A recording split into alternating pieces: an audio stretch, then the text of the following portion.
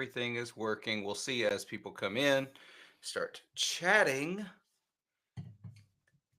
Good morning as people join us. Um,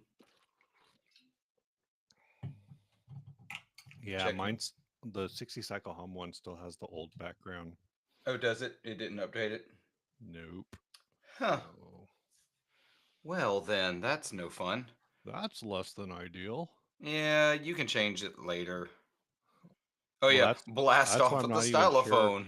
That's not. I'm not. Yeah, it updated on yours. How did you I have it manually done in the live streaming. Uh, in YouTube? yeah, in YouTube. Huh. It's very strange. So what I think we may have to do is I think it's the auto syncing between Riverside and YouTube. We Yeah. may just put both of us in as RMTP, and then we both have to just launch a live and give the key to Riverside. Gotcha. Okay.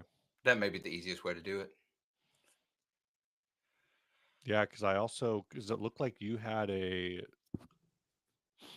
because you did RMTP, so you had a like a premiere. Yeah, yeah. Hello, David. Hello, David. Good morning.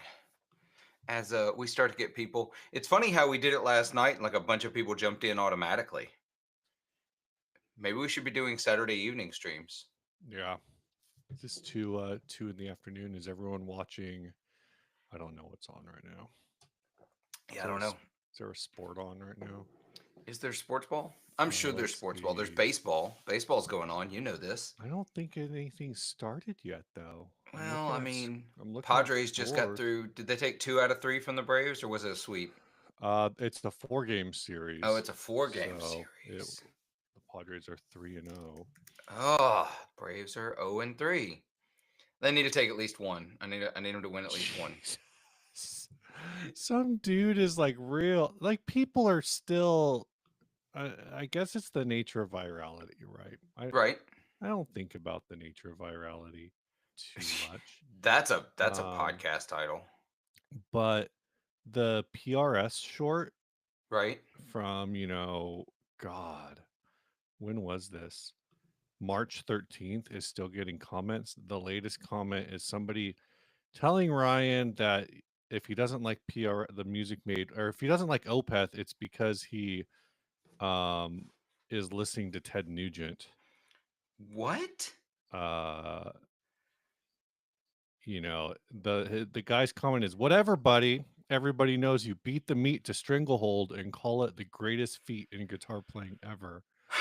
It's like, this is what happens when you don't like Opeth, apparently. so so that's wild to me because if anyone knows Ryan at all, he's 100% not the audience For for Ted Nugent. for Ted Nugent. No, this is purely a thing built off of, like, uh this is when you look at the insights and you Yeah. see that this video is now, um I wonder if I could pull. I probably can't. 90% of the viewers now are non-followers, which is the goal of this. But Yeah. It's um, it is, but at the same time it's weird. hi, Ivan. I think Opeth is fine. I think in the '90s they were maybe doing something really, really wild. Um, Yeah. in the 2010s, the stuff from the 2010s is like pretty out there.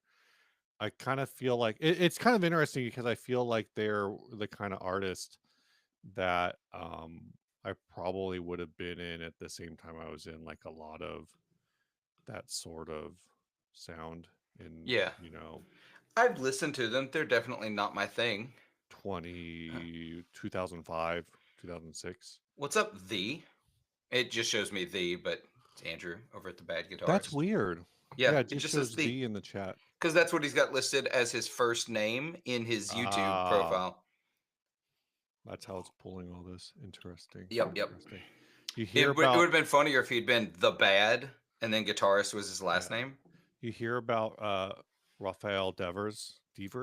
no. He has 10 strikeouts in 3 games. It's the most strikeouts in the first 3 games ever. Hey Brian. Wait. As a hitter, I'm taking it. Hey Justin. Yeah, yeah. He's has 10 I think he has 10 straight strikeouts to start the season. What? Yeah. Yep, first big leaguer with 10. He went. Oh my Oh no, it gosh. isn't. It It isn't. isn't straight. It's No, 12. He's 0 for 12 with 10 Ks. man. That almost seems impossible.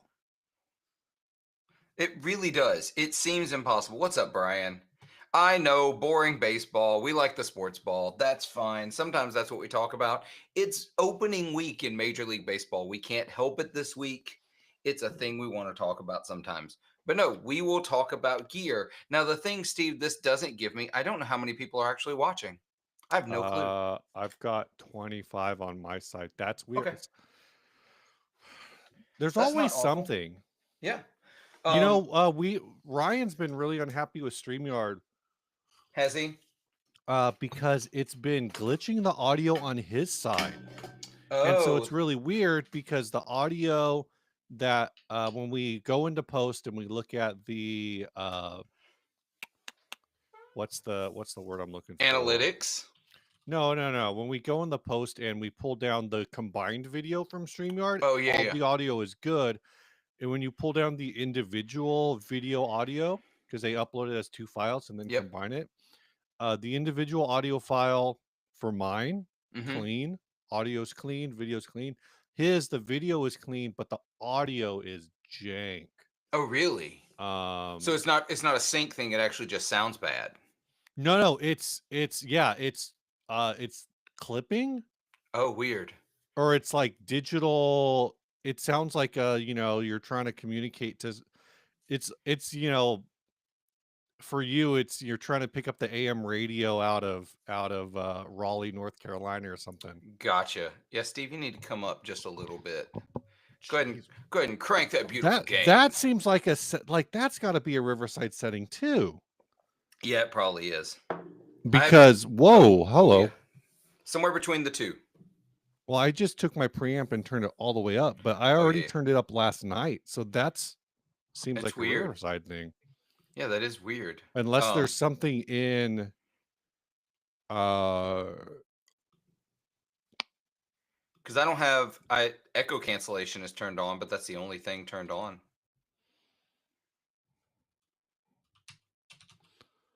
trying to see if Anyway. there's any kind of microphone settings built into Edge, but I don't see anything. Yeah. So Well, Steve, since I'm we're almost assuming 10 minutes in, I I'm think we're assuming going. it's using oh, Is it using the wrong thing? I cannot tell. It's not It's showing it's me my using mic. your it's using your volt. It's using the Okay. volt. Yeah, so I don't know what the issue is. That's weird. Yeah. Hey Justice, how's it going? All right, Steve. It's been a while since we live streamed. A lot of things have happened. What's new for you? What's happening? Got anything new you can actually show? That's not stuff you would talk about on the podcast, because obviously we don't want to steal from that. Well, I do talk about this on the podcast, but that's fine. I can talk about it again. I got my box in here from Justice, who's in the chat, Fuzzimp. Nice. And I got the Drat, Yeah, dude. Fuzzimp Drat. And I've got the Fuzzimp Echo Moon. And I point this out on the show, but he's got on the little toggle switch here, he's got the little rubber guy to keep the full Oh yeah, keep the black aesthetic. black thing going on. I haven't had a chance to try them out yet, but I'm looking forward to it. I've just, been a busy week. So, but yeah, dude. I have a few things. I went to the Amigo Guitar Show last weekend. Right. And if you are into vintage guitars or just weird, lots of wild, quirky stuff, there's not as much quirky stuff. Like, I feel like the Amigo Guitar Show should be renamed to the Vintage Fender, Gibson, and Martin Show. uh, because that's really what it is. Um, I bought one guitar, and I made some trades for others. Right. Um, and really happy with the haul. I got a bunch of new stuff to play around with and have some fun with. But the one thing that I think, like, nobody in this live stream cares about the Gibsons, or the, it's behind me here, the White Falcon that I picked up. Nobody Mhm. cares about that. But I am borrowing this right now. Uh, Oh, that's cool. it is not mine. It is borrowed, and I'm trying really hard to love it, and I'm struggling. Um, Really? yeah, it's real cool. It does a lot of stuff, but the interface is weird. I don't think I like the interface, the way you have to change like all the hidden level stuff. Mm. Mhm. Um, and it just, all the things it does, I'm like, I have pedals already that do this. Yeah, but now it's like compressed into a single. Yeah. And to do that, you have to get a terrible interface to make it work. Is the full interface built into the pedal? Yes. So I think you can update firmware via USB, but so in order to hit, so each think of these as channels, right? Right. So the toggling between the settings is this single button right here. So each channel has like 5 effects on it. Right. So you can only have one in a channel on at a single time, right? So it's Well, only isn't each channel like one is mod effects, one sorta, is yeah, character, movement, diffusion, and texture. And so on the character, it's got drive, sweeten, fuzz, howl, and swell. Well, the right. real problem is you only get two knobs on the top, Mhm. and one is a mix knob, and one is a tone knob. So all of the other knob functions are hidden. You have to hit these two buttons together to get to the secondary functions, which are unlabeled. And That's not the drift and or whatever. Like cuz I'm looking at a picture of it's got like mix, like each knob has a main label and a secondary label. yeah, but each of those, I don't know. See, all of those don't feel like they apply. And I've watched some videos and trying to understand it, and I just, Right. I haven't loved it. Um, I haven't loved it. And all of my favorite sounds, just like Andrew says here, I would just want to use the cassette and lo-fi sounds. Okay, buy a Gen Loss. It's easier to use. Yeah, but a gen loss is the same price as this whole thing. It is, and it's easier to use. I don't know. I'm gonna spend some more time with it before I give up on it, but I'm not in love with it yet. I'm really not. And I thought I would love it because I like the demos of it, but I know the sounds are in there. I just don't know how to get them out of it. Right. So Oh, I feel gross. I'm trying to find a link to something just so I can look at it, and I could only find the link in a Vertex video. Justice Yeah, and the Chroma RJ. console was the second best-selling pedal released in 2024 Yeah, yeah, it was on Reverb. on Reverb. And that's probably because Hologram doesn't have dealers, and I don't think they sell direct on their website. They only sell through Real? Reverb. No, I was just looking at their website. It looked like Oh, do they they sell through sell direct. their website? I mean, Yeah, I'm sure they sold a bunch yeah, through, but they have no dealers, so your only two places to buy it were Reverb or their website. yeah, ViewCart, and I can check out. I'm not going to Yeah, spend don't do that. $400 today when I already spent $1,200 today. Oh my gosh, what did you? Is that boring stuff you spent $1,200 on today, or is it That guitar stuff? It's guitar stuff. Oh, well then what did you buy? I You got can't. that offer accepted. Oh, did you now? So Yeah. when are you going to pick that up? I don't know because I apparently my payment information was not up to date Oh, so you still got to send the on payment. Reverb. So so it's it the guy accepted it at 10 o'clock last night, but Um, I like seeing folks making the deals in the comment section here. yeah, Andrew, how many? What is that for? I'm not Uh, even seeing. oh, Cabrinitatelli that Oh, Andrew okay. had that he's not keeping. Oh, he's not He's keeping. not keeping it. So it looks like Justice is going to have another Telecaster. I cannot find. There's my purchases. Super rich Steve with the big bucks. This is the first. This will be the most expensive thing. I don't. Do I want to show this, or do I want to save it for the?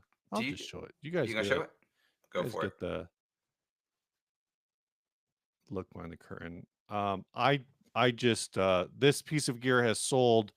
What it doesn't say parenthetically invisible is to me. Uh, I this was listed 2 weeks ago.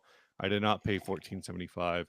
We'll see if that price now I'll know for sure when you make an offer whether or not the price that it was listed at time of sale is what goes up as the history, or if it just Oh, well, I can tell you for a fact it does. It does and doesn't. Like you it can't go to the listing and see the price, but in like the sale history, it will oh, it that's it will weird. it will take that into account when it considers the price things sold for. Right. Right. That's super weird. Um so yeah, this is not in my possession, but it is technically I have paid for it. I forgot about taxes. Even though I just sold I sold I sold the Shure Move mic on Reverb like Yeah, that's a right. couple weeks ago. I finally sold those, and of course, I accepted an offer for like 285, I think, Uh-huh. and after taxes, it was like 325, something like that. Oh yeah, yeah. And of course, you don't Uh, get any of that, so. no, but I just didn't process taxes, so I was thinking like, okay, this is going to be 1100, and then I go and my offer was accepted, but there's apparently an issue with my uh Payment method. payment method, which I don't know what that was because went and logged in. It might have just been because I hadn't used it in a while. So I went and paid for it this morning, and I haven't messaged the guy to be like, hey, so when are we doing this? Um, but yeah, it was almost $1,200. Yeah, I'm super pumped. I want a Roni, but that's not one of the ones I want. Yeah, you probably want. Is there an Oceana up? No, there's not. Or maybe there Uh, is. Nope, there's no, not. they're all. I have a reverb notification search Mm, sitting there mhm. waiting. Try searching for ocean for more results. Well, that won't get me what I want, reverb. Yeah, Here's see, I one. saw that one when that one popped up. I'm like, that's a little gaudy for me. It's a little gaudy. So it's interesting. The Roni market and the Cower market is kind of the same way, but not exactly, where there's people who have them listed where I'll go and look at their other listings Yeah. because I'm trying to figure out like the Roni market is so small. I feel like I probably personally know at least half of the people who have owned a Roni. I know more people than I thought who not only have owned Roni but are watching Roni on Reverb. Like the Right, number of right. people I know that are constantly uh, looking at them because I was at I think I was talking to I was at I think I told you, but I was You after the don't like guitar this show last weekend. you don't like oh I gotta move my Oh, after the guitar show last weekend, I was hanging out with Kevin Equitz from Equitz Guitars and Jonathan Fellows from Fellows yeah, Guitars, yeah. and we got to talking about Ronies, and both of them were talking about that little stinker that was on Reverb. Oh, So really? yeah, both of them S- brought it up. So I know they're So watching them at least. I believe that one was originally it just every time I click on this, it sends It me goes to a to a new different tab. page. Yeah, it doesn't take I'm you gonna to the stop page. sharing. Um, I texted the guy about the orange Roni like a year ago. Oh, Yeah, interesting. Yeah, Tiki. so I think Ryan sold it to this guy, Dustin, who people in the 60 cycle hum group, or who are purveyors of high end gear, probably know Dustin.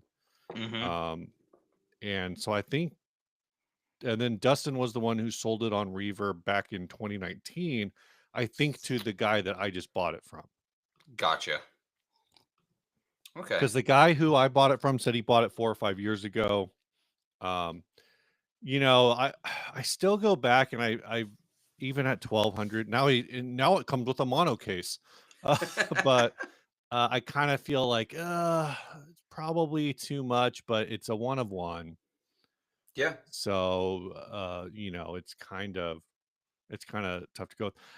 Okay, so this was happening last night. Philip needs a haircut talk. Yeah, you're Hey, talking about hey, Snarky's Michael coming. I think Krause. Snarky's behind too, so he's gonna catch Um, this up later. but well, he was anyway. Uh, Well, he was still talking baseball when we had moved on like 10 minutes I mean, later. a lot of people Yeah. were talking baseball for a while. But what I was gonna say is I feel like you've got like a 20 years ago Russell Crowe vibe going right now. So when I did it, I'm gonna take these headphones off just so you can see, so I won't be able to hear you for a second. But Now I can say so all the things I've always wanted to say about Philip because he can't hear me. I told Kelly this morning that I feel like I've got like a early 2000s WWE wrestler look Oh yeah, going on. Yeah. yeah. Like So was it Kevin, like a Kevin Nash? yeah, like Kevin Nash, or like a bunch of them had like the wet long hair look. But of course, I Yeah. just took a shower this morning, so Or it's no, wet. yeah, is it Kevin Nash? I'm thinking Diesel era Kevin Nash. Yeah. I For someone who has not watched wrestling in like 20 years, I still feel like I know too much about wrestling. Same. I haven't watched. I don't. I like John Cena was still the new guy on the block when I like stopped watching. Oh, John Cena wasn't. I don't even think it was wrestling when I Uh, stopped watching Apparently, wrestling. he just went heel turn for the first Yeah, time. I think and it's for the first time. I actually saw a thing about it, where they were talking about how he did his first intro as heel, Uh huh. and the whole crowd is booing, you know, fuck this guy, Yeah. boo, boo, heel John Cena, which is the point. Like, and there's all these comments, I guess, on social media because it was clipped and put up, and there's all these comments like, all of these fans were cheering for him like a week ago, like typical low brain. Da, da, da, da. It's like, no, that's the point. Like, That's the whole this point. is it's this whole thing where I think pre-internet it was always kind of rumors and innuendo, and there weren't enough. If you weren't into wrestling, I don't know if you had enough conversations with wrestling fans to know what the psyche of a wrestling fan is. Yeah, I don't Um, know. but I feel like now, like, everybody understands that it's a soap opera. Yeah, everyone knows it is. Look, some of the things they pull off are truly athletic, and they take Oh, great. 100%. What? But at the end of the day, it's a testosterone fueled soap opera. Yeah. Yeah. Yeah, we getting I'm only getting I'm only got 23 on my end Yeah, I know. views. Yeah, Welcome Road Rash 6565, yeah. What's up, Georgia y'all? fan apparently. Yeah, Um I think us not being able to not posting it like an hour before we started, it's going to take a yeah. little while for people to join us if they get to join us, and that's fine. We're still working out new software, figuring it out. There's parts I'm already missing from the previous software. Oh, what's that? It just like the count and the way the chat worked, and there's just a few things that are Mm-hmm. clunky, but it is what it is. Oh, anyway, so does anybody have any questions? Anything going on that is new in your guitar life, in your not guitar life, in whatever you got going on? What's Hi, up, Brian. Brian? Um, yeah. Uh, Let us know. Ask questions. Otherwise, I'm going to talk about things I picked up at the guitar show last weekend. I saw David's comment where he said, I'm thinking of a bit later years Jim Morrison. Does he mean current Jim Morrison that's living in Syracuse, New York? Did you listen to that too? I saw that. I actually saw that news before that episode of Chasing Tone. Yeah. Additionally, I think on top of the hair, David, my beard is getting longer than I normally keep it. Hmm. So, I'm apparently I am going full bore hippie at this point. So, we'll see where it stops. Right now, my wife is not running for the hills yet. Um, so Steve, What's what do you up? think about gold tops? Uh, I go back and forth on them. Uh, it's like a classic finish, but it's also so boring. Is that checkered? Is that checked? No, it is Is it not. okay? The way the camera was catching it, it was kind of It's catching the reflection of the screen. ah. Um, yeah, no checks. It's got a couple of dings here and there. It's not mint or anything. It's a 2011, so it's a 14-year-old Did guitar. you just get that? You did. I bought this That's from from the Amigo, right? yeah, I bought this from Zach at Mythos actually. Did So are they the original pickups or have they been swapped? they have been swapped because of course they have. These are throwback RS 55s. Oh, And so the idea with the RS 55, you'll notice there's no pole pieces. They're just flat like a Firebird pickup. yeah, that's The interesting. idea was apparently in the original Seth Lover humbucker like PAF prototype, Hmm. they didn't have pole pieces, and this is that design. And so Throwback makes them. This is getting into I'm seeing the video actually where on the Throwback site to promote this pickup or to it's the Throwback DS55 Yeah, yeah, DS55. um is actually a Mythos Olympus Overdrive. Yeah, and it's that guitar. That guitar with those pickups. It is that guitar, It okay, is that exact guitar. because there's also I think a Novo Ceres in this Oh, one. oh, I take it This is back. the Novo one, That's the Novo Novo. video. So he originally had those pickups in that guitar, and then Zach pulled them and he put them in this guitar, and he did another video with this guitar. So there is a Yeah. Mythos video with this guitar Yeah, and those pickups. I just don't I don't know. The gold top it's a very I feel like tw- 20 25 years ago gold top was like, "Oh, wow, cool. It's this like vintage like repro thing." And over the years it's just been such a staple of a modern reissue Uh huh. that it's just kind of like, okay, cuz they're all the same. Like they're all the Yeah. same gold top. Like there's not a lot going on. Right. Well, It's gold top. I'm gonna be that guy that's like there is a variation. Like if you watch it over the years, some are more green than others, and That's fair. some are a little more flaky than others. This is a good one. This is not a great gold. Yeah. There are some what I think are great golds, but Yeah. yeah, I get what you're saying. There's not a lot of like, oh look, it's a gold top. The one thing that's unique about this one, it is an R4 with humbuckers. So an Mm. Oh, right. Yeah. Yeah. 54 reissue with the rat tail should normally have P90s, Yeah. but this is a Gibson mod shop, so it has humbucker routes from factory. Gotcha. Gotcha. So, Welcome, Amanda. yeah, Amanda's calling in from the literal Great White North. They're getting freezing rain in Canada. and she has no They have power. an ice storm. RJ wants to know about the LVL. He's borrowing my LVL right now. I bought one at launch and used it like twice and sold it.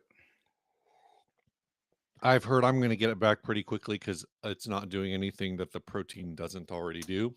I'd agree with that. What's But up, I don't Dewey? have a protein, so You should get one.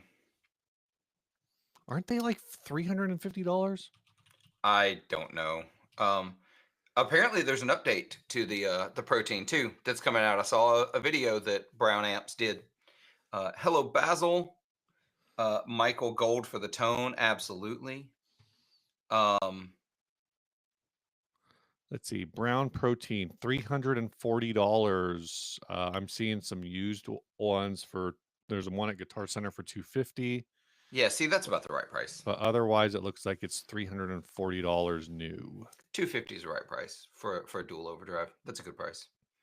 used. Okay, David has a question. Yeah. I've been looking at buying a new amp and noticed the used Fender Twins and Supers are going for much less than Princetons and Deluxes. Will big amps ever make a comeback at some point? This has kind of been the case for a I'm gonna turn the while. timer off on these for a second. Because I know Twins especially, like nobody wants a twin. Yeah. I feel like Twins have kind of been locked into their price point for decades now. hmm Well, Kind of. everything saw the spike. Even big amps saw the spike in Yeah, yeah. 2021. But I saw a Silverface Super locally for like $1,000 recently. See, that's expensive to me because I remember when you could get a 70 silver panel super for like $500-600 Yeah, because yeah, nobody wants them. yeah. But here's they're But I'm big. saying They like compared to Yeah, like a used Princeton is also like $1,000. yeah. Well, a used new Princeton, but like a used vintage Princeton, Oh yeah, true. like a used black panel Princeton's still going for 3 grand, 3.5 grand, whereas a black panel super is going to go for more like 15, 1,700. Yeah, Um, David, I think here's your thing. More people play more quietly than ever before. yeah, But they still want people still want amps. There's an awful lot of amps still being made today for us to say that amps are dying. It's just spread out more because there's a lot more amp makers than there's ever been. Um, I think what we're seeing, because I'm seeing the price on supers going up. I think big amps are starting to have a moment because there's so many options for bringing the volume down, whether that's good attenuators or whether it's things like the aux box or the Captor X or the new tube amp expander. I think we're seeing a lot more people buying big amps, um, and expensive amps. They won't stay on shelves. So yeah. I think there's an argument to be made, but yes, I think it's fewer. I think Princeton's and Deluxes will always be the go-to in the real amp world. Now that PA is what it is and Mm-hmm, mm-hmm. stages are what they are, because you got to think when those big amps came about, PAs were crap. Yeah, I've always thought the Deluxe was like the sweet spot at 22 watts. Yeah, I Um, agree. the Twin is definitely too much. It's also massive. I mean, it's like what 80? It's like 85 watts and 85 pounds. Yeah. Oh well, man, my super is 75 pounds Yeah, and yeah. it's All 40 those. watts. Yeah. Wow, Let's see what else we Ampware got. still exists. The Fender Amp Field Guide. Oh no, it's changed. That's why. Oh, I got you. Are you I didn't realize it was part of Mojo Tone, and I remember also the Fender Amp Field Guide. yeah. I Apparently, don't think it did. they're owned Has by it always Mojo been Tone. part of Mojo Tone? No, I don't think so. The Black Panel Twin Reverb, 1963 to 1967.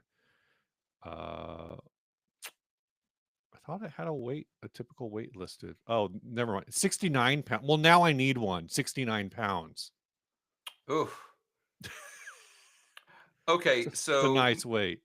yeah, the Fender Amp Field Guide used to be owned and managed by Ampwares, Yeah. and Ampwares went out of business. Mojo Tone bought them. Got it. I want to know how Snarky has ever listened to y'all show and never heard of a Roni. Who knows? Snarky. He's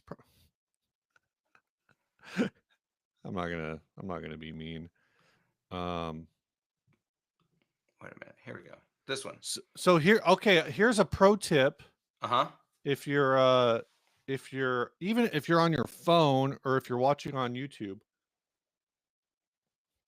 I'm going to do the most annoying share screen ever. Oh, It's just oh the right no. window. You're sharing screen of our Yeah, so both the mobile and the desktop work the same way effectively. If you're not sure if you're in the right place in the thing, don't drag this around. That's just don't. Well, you can like take it, go back to some place. You see this little thing here that says live. When you are caught up, that little thing that says live will be red. If you're not sure you're caught up, you grab this, you go back to a point where it turns gray, and you click on it, and it will catch you up. Look at that. Steve with Pro the tip. life tips. Yeah. Pro tip for everybody.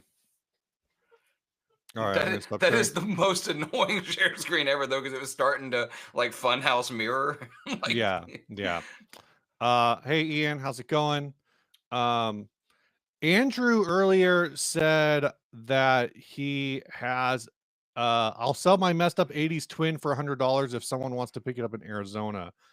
I think that's the one he uses on demos. oh. And I mean I would pay I think I would pay $100 for it if I lived in Arizona. Same. My sister lives in Arizona. Maybe she can come by and get it.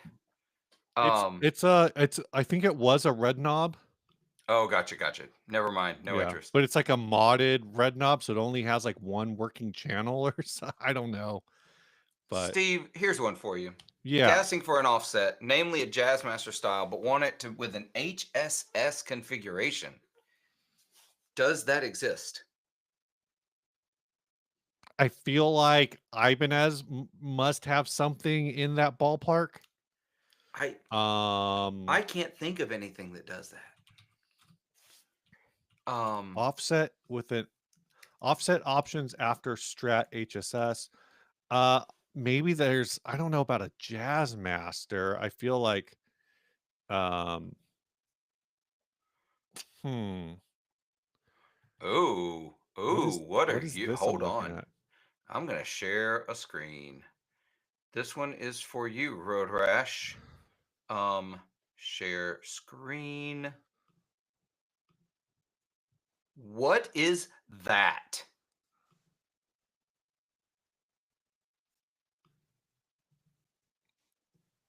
What is I don't know. I have never seen this before.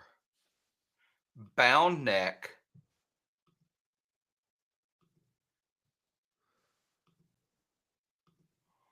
What? I am fascinated by this. I remember what are they calling it? A Jazzarillo? Yeah, Jazzmarillo. Jazzmarillo. It is a parts caster. Put Interesting. together by Electrovox Guitar Lab 8 years ago.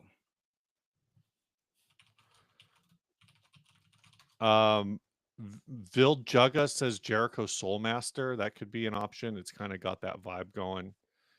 A For Jericho sure. Soulmaster? Yeah, I found one on Guitar Center. Yep, there it is. They're very similar. It's kind Yeah. of it's very it doesn't have all the circuits and whatnot that maybe Yeah, you and might it want. doesn't have the right vibrato. No. Oh, in fact, it's the one I'm looking at on Guitar Center is hardtail. That one's not. Yeah. That one is. I'm gonna stop sharing though. Um, yeah, that's an interesting one. That Jazzmarillo though, I don't know. That sparked something inside me. Uh, One of the options I'm seeing people talk about is the is just to take a what is that a bass 6 though? oh. I think that's a bass 6. But it's like to take a like a 3 some kind of 3 pickup already uh offset and just make one of them a hot rails. We're gonna have to go back to find questions, but from Steel is Real, this is a great suggestion. Balaguer could probably do something like that. Mhm. They're all about doing what you want. So yeah, that's I'm sorry, I'm still trying to look for answer. VMJM is a vintage modified okay. Jazzmaster. I don't know if that fits the bill. It doesn't look like it would because that's like a dual P90 thing.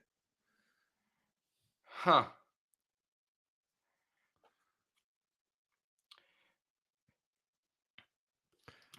This has the I'm looking at offsetguitars.com, and they have this is a picture from 2015, and they have this very helpful.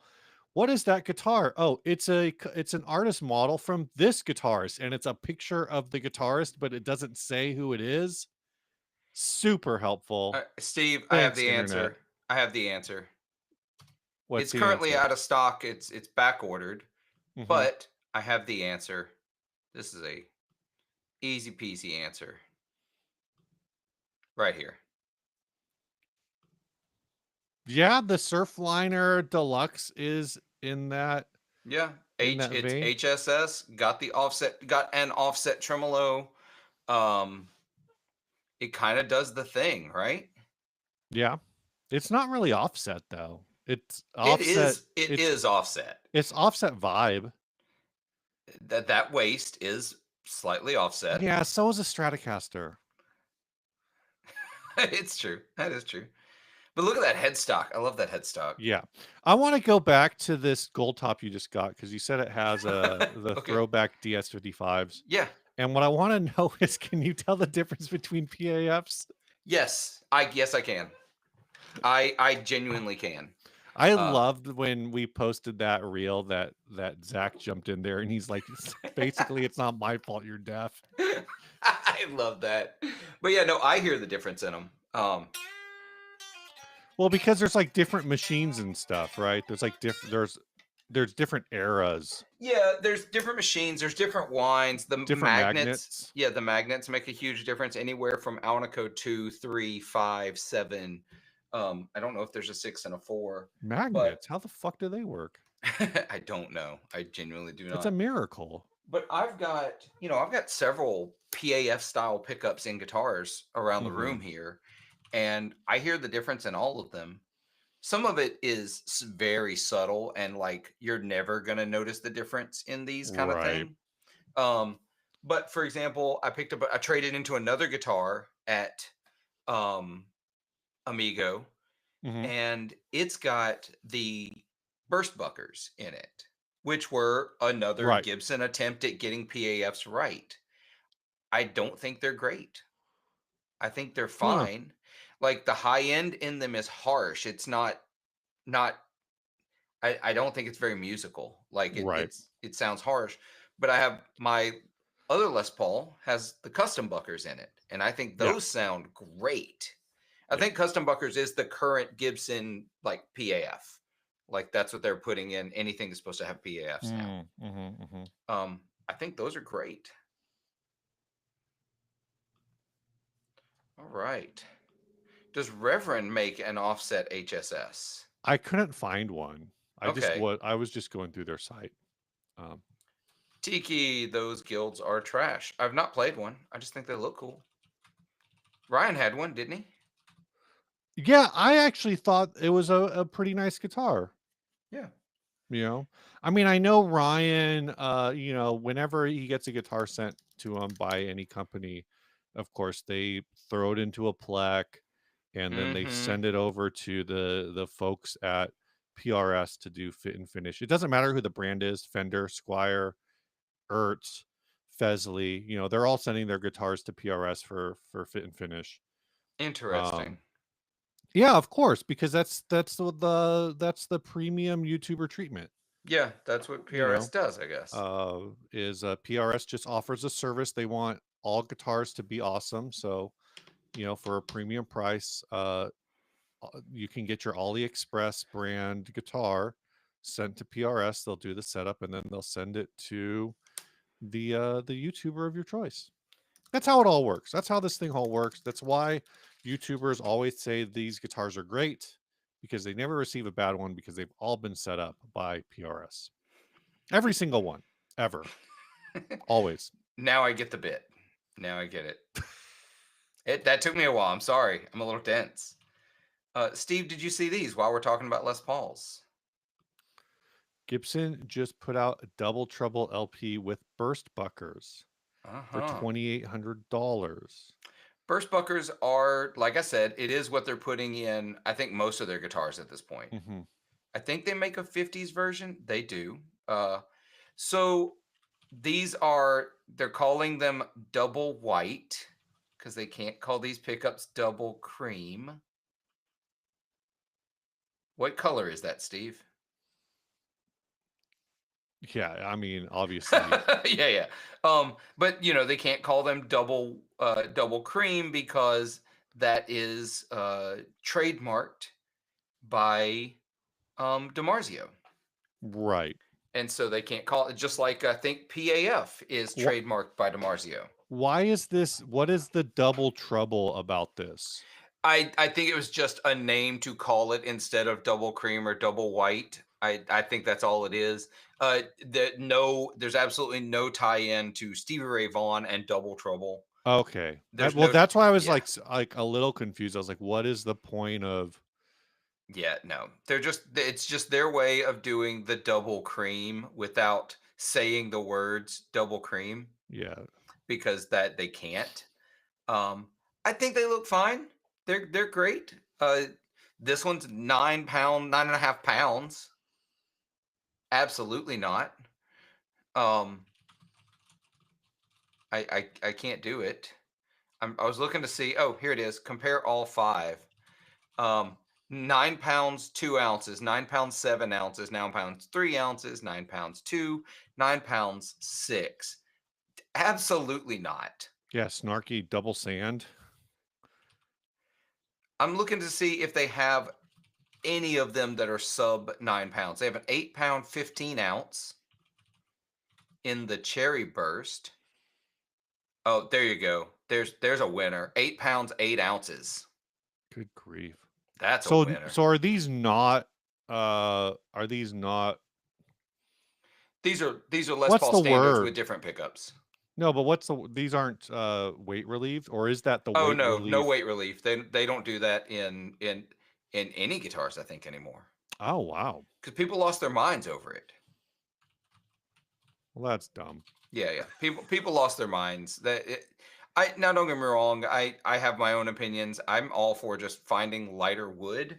The gold top, just to come back to it. I put this on the scale because I weigh all of my guitars. Um, because I'm that guy. This is 8 pounds 6 ounces. Yeah. Triple A or double A figured maple top over a non-weight relieved mahogany body presents gorgeous natural grains with period correct substance. So Yeah. basically they're selling this as like, oh, this is a 1950s style guitar and it's going to, weigh a billion pounds. It comes with the Grover tuners instead of the vintage Clouson style. So essentially, what they're selling you, because the way this style of Les Paul was made famous, if I'm not mistaken, is very much in the Ace Frehley 1980s. Mm, mhm, Higher mhm. gain rock and roll. Um, upgraded to Grover, upgraded quote unquote to Grover Are these tuners. Grovers? This is the vintage deluxe. Is that a Grover tuner? I always think of that as a Clouson, Oh but I don't wait, really know. oh they made. Hold on, let me look here. Oh, you're looking at the 50s. You're right. They used the vintage Clousons on the 50s. They used Grovers on the 60s. I did not realize I didn't realize there was a 60s one. Yeah, there's a 60s and a 50s. Interesting. I didn't realize that either. Um, let's see. Going back to the chat, see what I've missed. 9 pounds. I want a guitar, not a sledgehammer. 9 pound and a baseball bat neck, like the New York Yankees. Well, I was with you until you said Yankees. Um, I was recording an episode last night and saw the one with that ugly knot on in the grain, and oh man, where there's one with a knot in the It's the grain. 60s one. I actually have that, or no, it's the 50s one. I actually have it pulled up. Oh yeah, I want to see it. Um, Share that.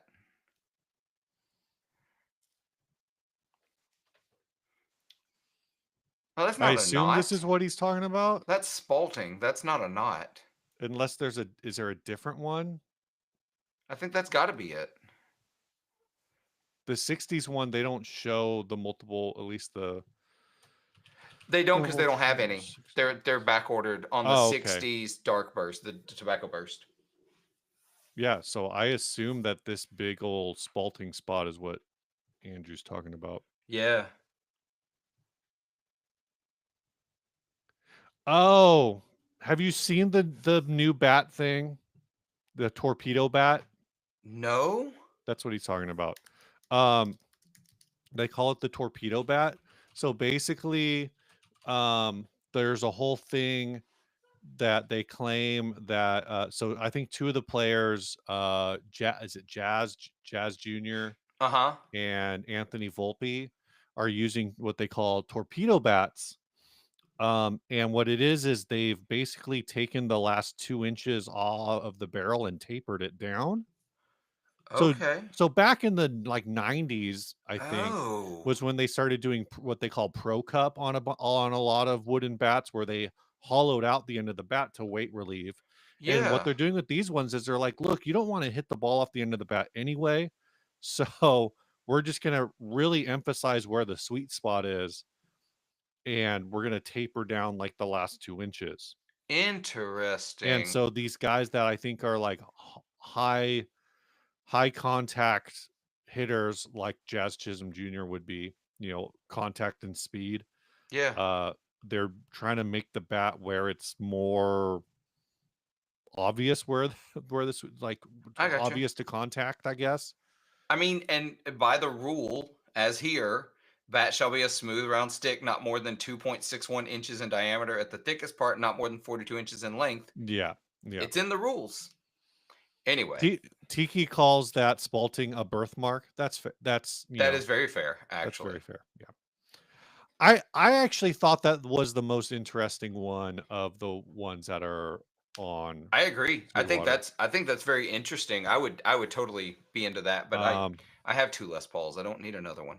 Coming back to these, I guess. I'll share share it one more time. I like that when I share it, it comes right up.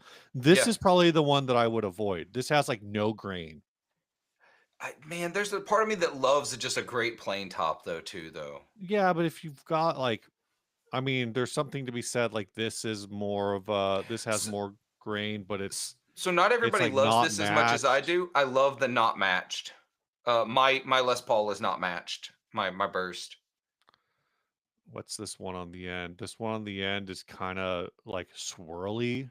Yeah, it's got some It's it's kind of mineral deposit weird. marks in there. I think I would be tempted to go between the spalted, this one with the big spalt, Yeah, I think that's the most interesting one by far. and probably this one that's like almost matched.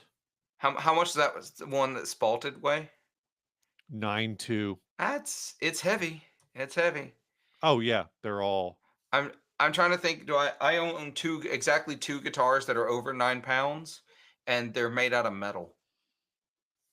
So yeah, I like it. But it's just a pickup change. You're paying it's a cosmetic change. It's the same price as that guitar would be with the other pickups. So they're not even upcharging for it. Yeah, It's yeah. just interesting. It's fine. I'm not like a huge fan. I mean, it's not like it doesn't get me super excited. I could have just as easily bought a Les Paul Standard and changed the pickups Right, to get that right. guitar. So I like nickel covered humbuckers, so I don't ever worry about the color of the bobbins underneath. This is also just, I don't know. I know my Les Paul has open Hmm. coil black. I think I'm pretty sure it does. Yeah, but they're Duncans, open coil black. For some reason, like the open coil white or vintage white or cream or whatever the hell you want to call this, just always looks kind of cheap to me. Yeah, I agree. I think it's because we're used to seeing it on affordable instruments, though. I think that's the whole point. So, got a question here from Tiki. What does a white falcon weigh? I've not weighed mine yet, but thank you, Sweetwater, for putting the weight on their listings. So this one is 8 pounds, 2 ounces. Yeah. And that's not exactly mine. That's not the same model as mine. This is a vintage select. Mine's the player edition. Hmm. So Let's see if I can find the player like mine. There's a Michael Guy. I forgot that they did the Michael Guy Chislett. I don't even know who that is, Steve. You shouldn't. I have no idea who that is. He's a church musician. Oh, that would explain it. He's a Hillsong guy. Oh, Gotcha. he's also in the band The Academy Is for the emo kids out there. Oh, I forgot that he was in that band. so here's another one. This is back ordered, so they don't tell the weight, but they've got an open box one that I bet has the weight listed. 8 pounds even. Yeah. Hey, Coyote Stardust is here. What's up, Coyote? Mark DeBrune, what ungodly hour is this? 10 a.m. Throwback to our very late night stream last night where he was like, "What is going on?" Yeah, last night it would have been like 4 a.m. for him. I Yeah. don't know why he was. Or no, what time is it? 10? 9? 9? So yeah, like 5 a.m. Like I don't know why, Mark, why you were up at 5 a.m. Yeah, 6 no a.m., idea. Tennessee Rose player Gretsch. That's a great guitar.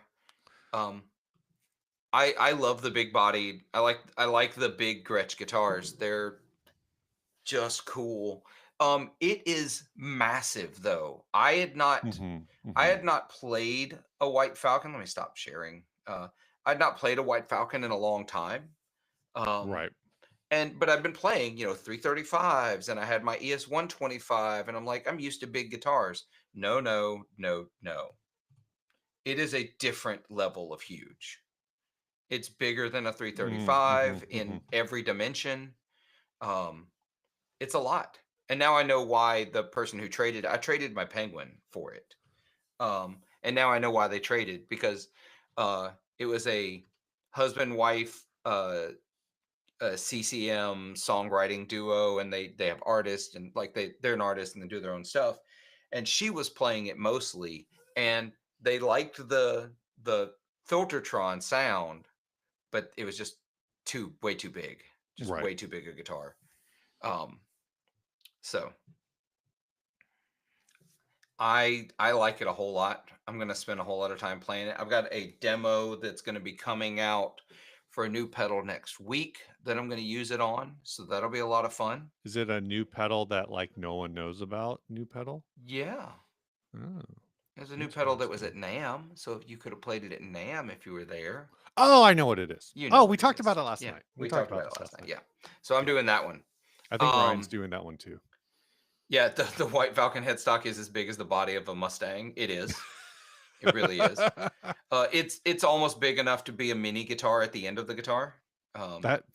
They should do that. It's like a harp. Yeah, absolutely. Harp guitar. Just a little harpette at the end of it. Just reach up there. It's funny. So we got Elk Bomb here asking, "Do you want a 339?" So that is another guitar that I traded into at the guitar show. 339. They're tiny. They're tiny. That's the Gibson? Yeah, that's a Gibson. Of course it is. It's you. I traded that vintage ES 125 that I had for this and some cash. So gotcha.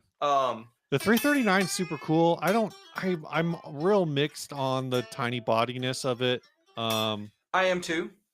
Because like this is the comparison, right? Yeah. I mean, they're is that the same as was it the Midtown Les Paul I'm thinking of? No, I had a Midtown that I took in a trade a long time ago. A Midtown is somewhere between the 339 and the 335 in size. Oh, okay. But it's a flat top. Ah. And it is not good. Really? I did not like it. I did not like it at all. I'm trying to semi-hollow and flat top. Well, there are other guitars that do that. The Grez Mendocino does that. Oh, really? I didn't know. The Grez Mendocino is a flat top semi-hollow. I was gonna say, but it's a better guitar in every single way. I was just gonna say they're all Telecasters. So I'll put this down here somewhere. There we go. But yeah, the Gres Mendocino is semi-hollow, flat top. Yeah. Yeah, and Um, do you have that Grez? You have a different Grez. yeah, I do have a Mendocino. I have Mendocino. a baritone Mendocino. Got it. So Tiki, great point here. The Player Series, some of the things that they do on the Player Series Gretches that I think are great quality of life. The locking tuners, which I'm just kind of okay, hey, that's fine. But they use Gretsch pickups. I thought, are they not TV Jones? Maybe they aren't. Yeah, those are Gretsch pickups. They use Gretsch pickups, and the Bigsby is string through instead of the little pegs you have to hook the ball end on. It was Yeah, a nightmare. yeah, absolute nightmare normal way. I've gotten used to it. It's still a little frustrating sometimes, but I understand people who don't do it all the time would absolutely hate it. Well, don't you just have to like pre-bend? Yeah, so I From what I remember. pre-bend. Now the hard part is not the pre-bend. Pre-bend is fine. Where people tend to have the issues is keeping the tension on the string while they're stringing up the post. Because if you let the tension off, it's gonna fall off. Right. So I just use a capo. I knew a guy back in the day who had I don't remember what model it was. Is RJ still here? RJ, you Probably. still here? Maybe RJ would know. It's not the I don't think it was a Vintera, but it was a Telecaster with a Bigsby. It's the it might have just been maybe it was the Classic Series. Did the Classic Series have a Bigsby on it? One of them. I don't know. But anyway, it was this guy that I knew who bought one of these purely for the looks, and he like could not, like, he struggled to change the strings on it, and he just liked the fact that the vibe of the Bigsby. I don't even think he used it. He was like an Oh yeah. acoustic singer songwriter who was like basically trying to hit this vibe. Well, the Julian Lage Collings guitar has a Bigsby on it. And it is Mm-hmm. affectionately referred to the least used Bigsby in all of guitardom because he I've does never not heard use that. it. It's just there. Yeah. Yeah. For what it's worth, the Bigsbys have a sound. They sound different than a regular bridge. Oh, really? Yeah, I yeah, mean, that makes sense. yeah. It makes sense. There's a lot of that extra string length behind the bridge. They change the way things feel. Yeah. I like the way they sound in general, but I also like using them. I have how many guitars with Bigsby's do I have? 1, 2, 3. I think it's 3 now. 4. I have 4 guitars with Bigsby's. Yeah, I think it was the Classic Series 60s Telecaster from like, I don't know what era that would have been. That one's a Japanese one from 2015, but this would have been in like the late 2000s, like 2008, I'm thinking. But yeah. I only change strings on my Jaguar once a year because of the Bigsby. That guitar also weighs almost 12 pounds. You have a Jaguar that weighs 12 pounds? That doesn't make any sense. Is it made out of brass? Yeah, I was gonna say that sounds illegal. Right.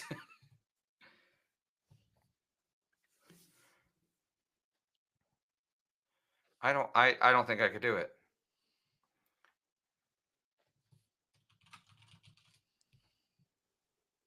I'm with Tiki. I like the wiggle. I've seen these.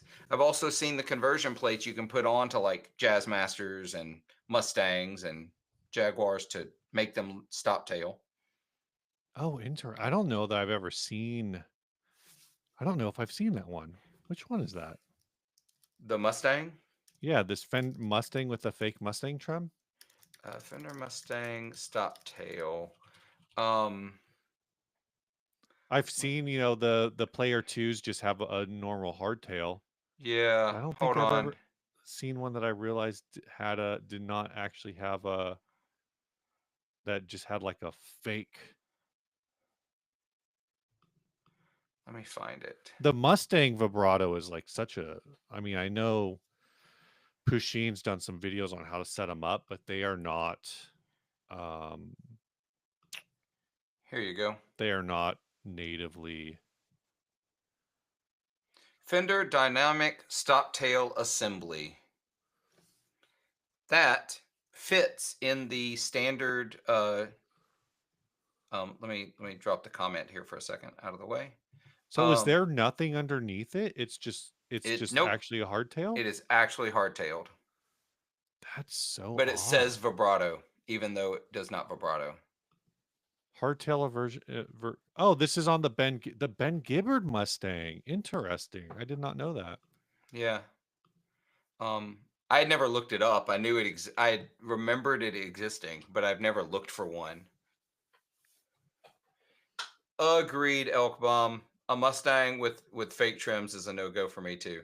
What's actually funny about that is the fact that it was a full Mustang was one of the things about the Ben Gibbard Mustang where it's kind of like, I don't know. And they call it a six saddle vintage style Mustang tremolo. That I don't see any mention on the Ben Gibbard side about it being a hardtail, but I'm reading very. Oh, there we go. What appears to be a vintage style Mustang bridge is actually an innovative modified hardtail setup, providing rock solid stability, intonation, sustain. Oh, it's sold out, so I can't get one. Okay, you can't get one. Good, because I don't have any. I don't have a guitar to put it on, so that's a whole thing too. $850 for a Ben Gibbard Mustang on Reverb. Oh, gotcha. So now I'm getting the thing in the chat that you were talking about earlier, where last night it seemed like it was auto scroll. See, mine's auto scrolling. So Andrew, I'm going to come back to your comment about the FM9. I didn't want that one. Hold on, this one.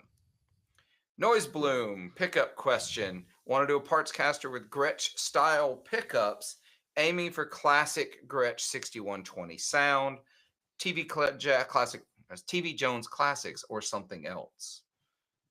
TV Jones are the sound, but they are expensive. Yeah. They're so pricey. Is that what would be in? I'm trying to find a 6120.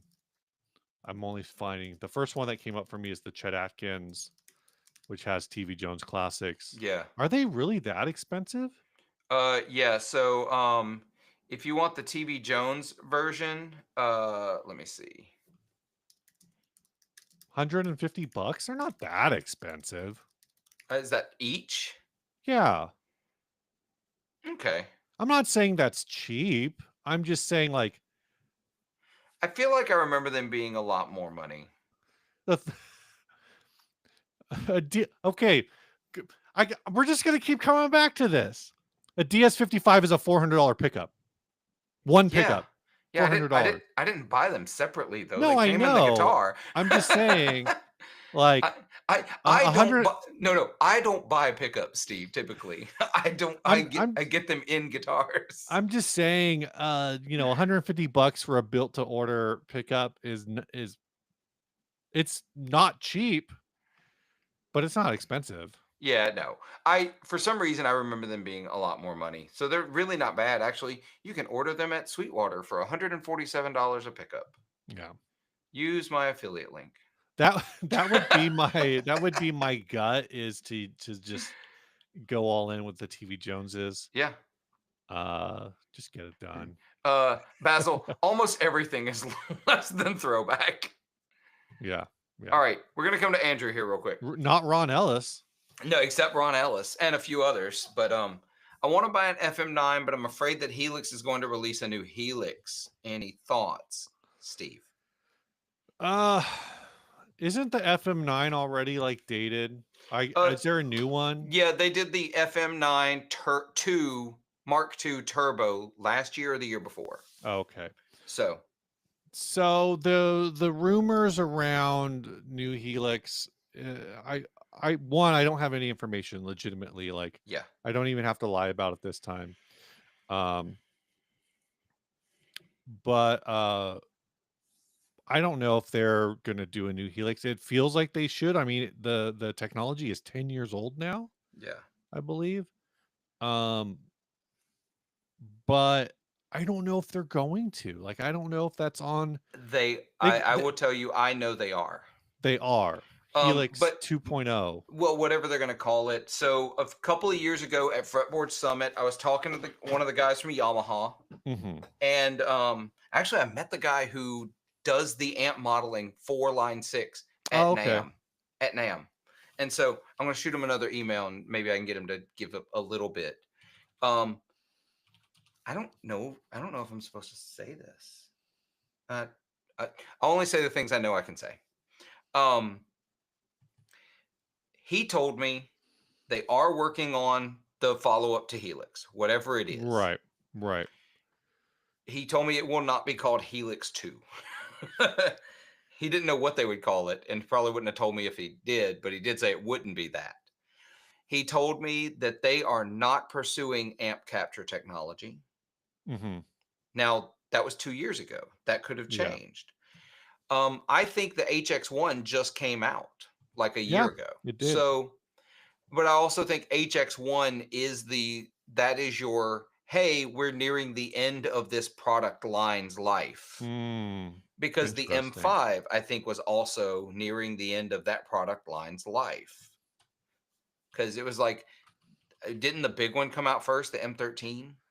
I don't remember I thought they were released all about the same time. Yeah. Well, that's another thing. I had another conversation with someone else that don't expect when they do launch whatever it is for them to launch them all at once. They will launch the flagship first. Yeah. So your HX Stomps, your HX Effects, those things won't get supplanted one-to-one immediately. Two, I don't think the comparison between the FM9 and the Helix is warranted. The M5 was released 2 years after the M13. Okay. Which Sorry, puts it closer than the Helix to. Yeah, it looks like 3 years actually. The M5 was released in 2011. Okay. The M13 was announced in 2008. Yeah, so the M5 came out in 2011, you say? When did the Helix come out? Thought it was 2015. Yeah, I think you're right. I think it's real close. It was 14 or 15. Press release. Nope, 2020. These are all. Yeah. I'm looking for the original. The Helix LT was in 2017. They've done, because they update this every couple years, like it's actually kind of hard to find the original Helix press release. Yeah. They have a timeline on their website of releases. Oh, really? Yeah. Okay, the Helix was introduced June 2015. Okay, so you got 4 years there between the M5 and the Helix. I don't think we'll see 5 years. But it is going on 2. I think expecting it right now is a little pushing it. I think you're going to see maybe another year at least. Right. But I can't be sure.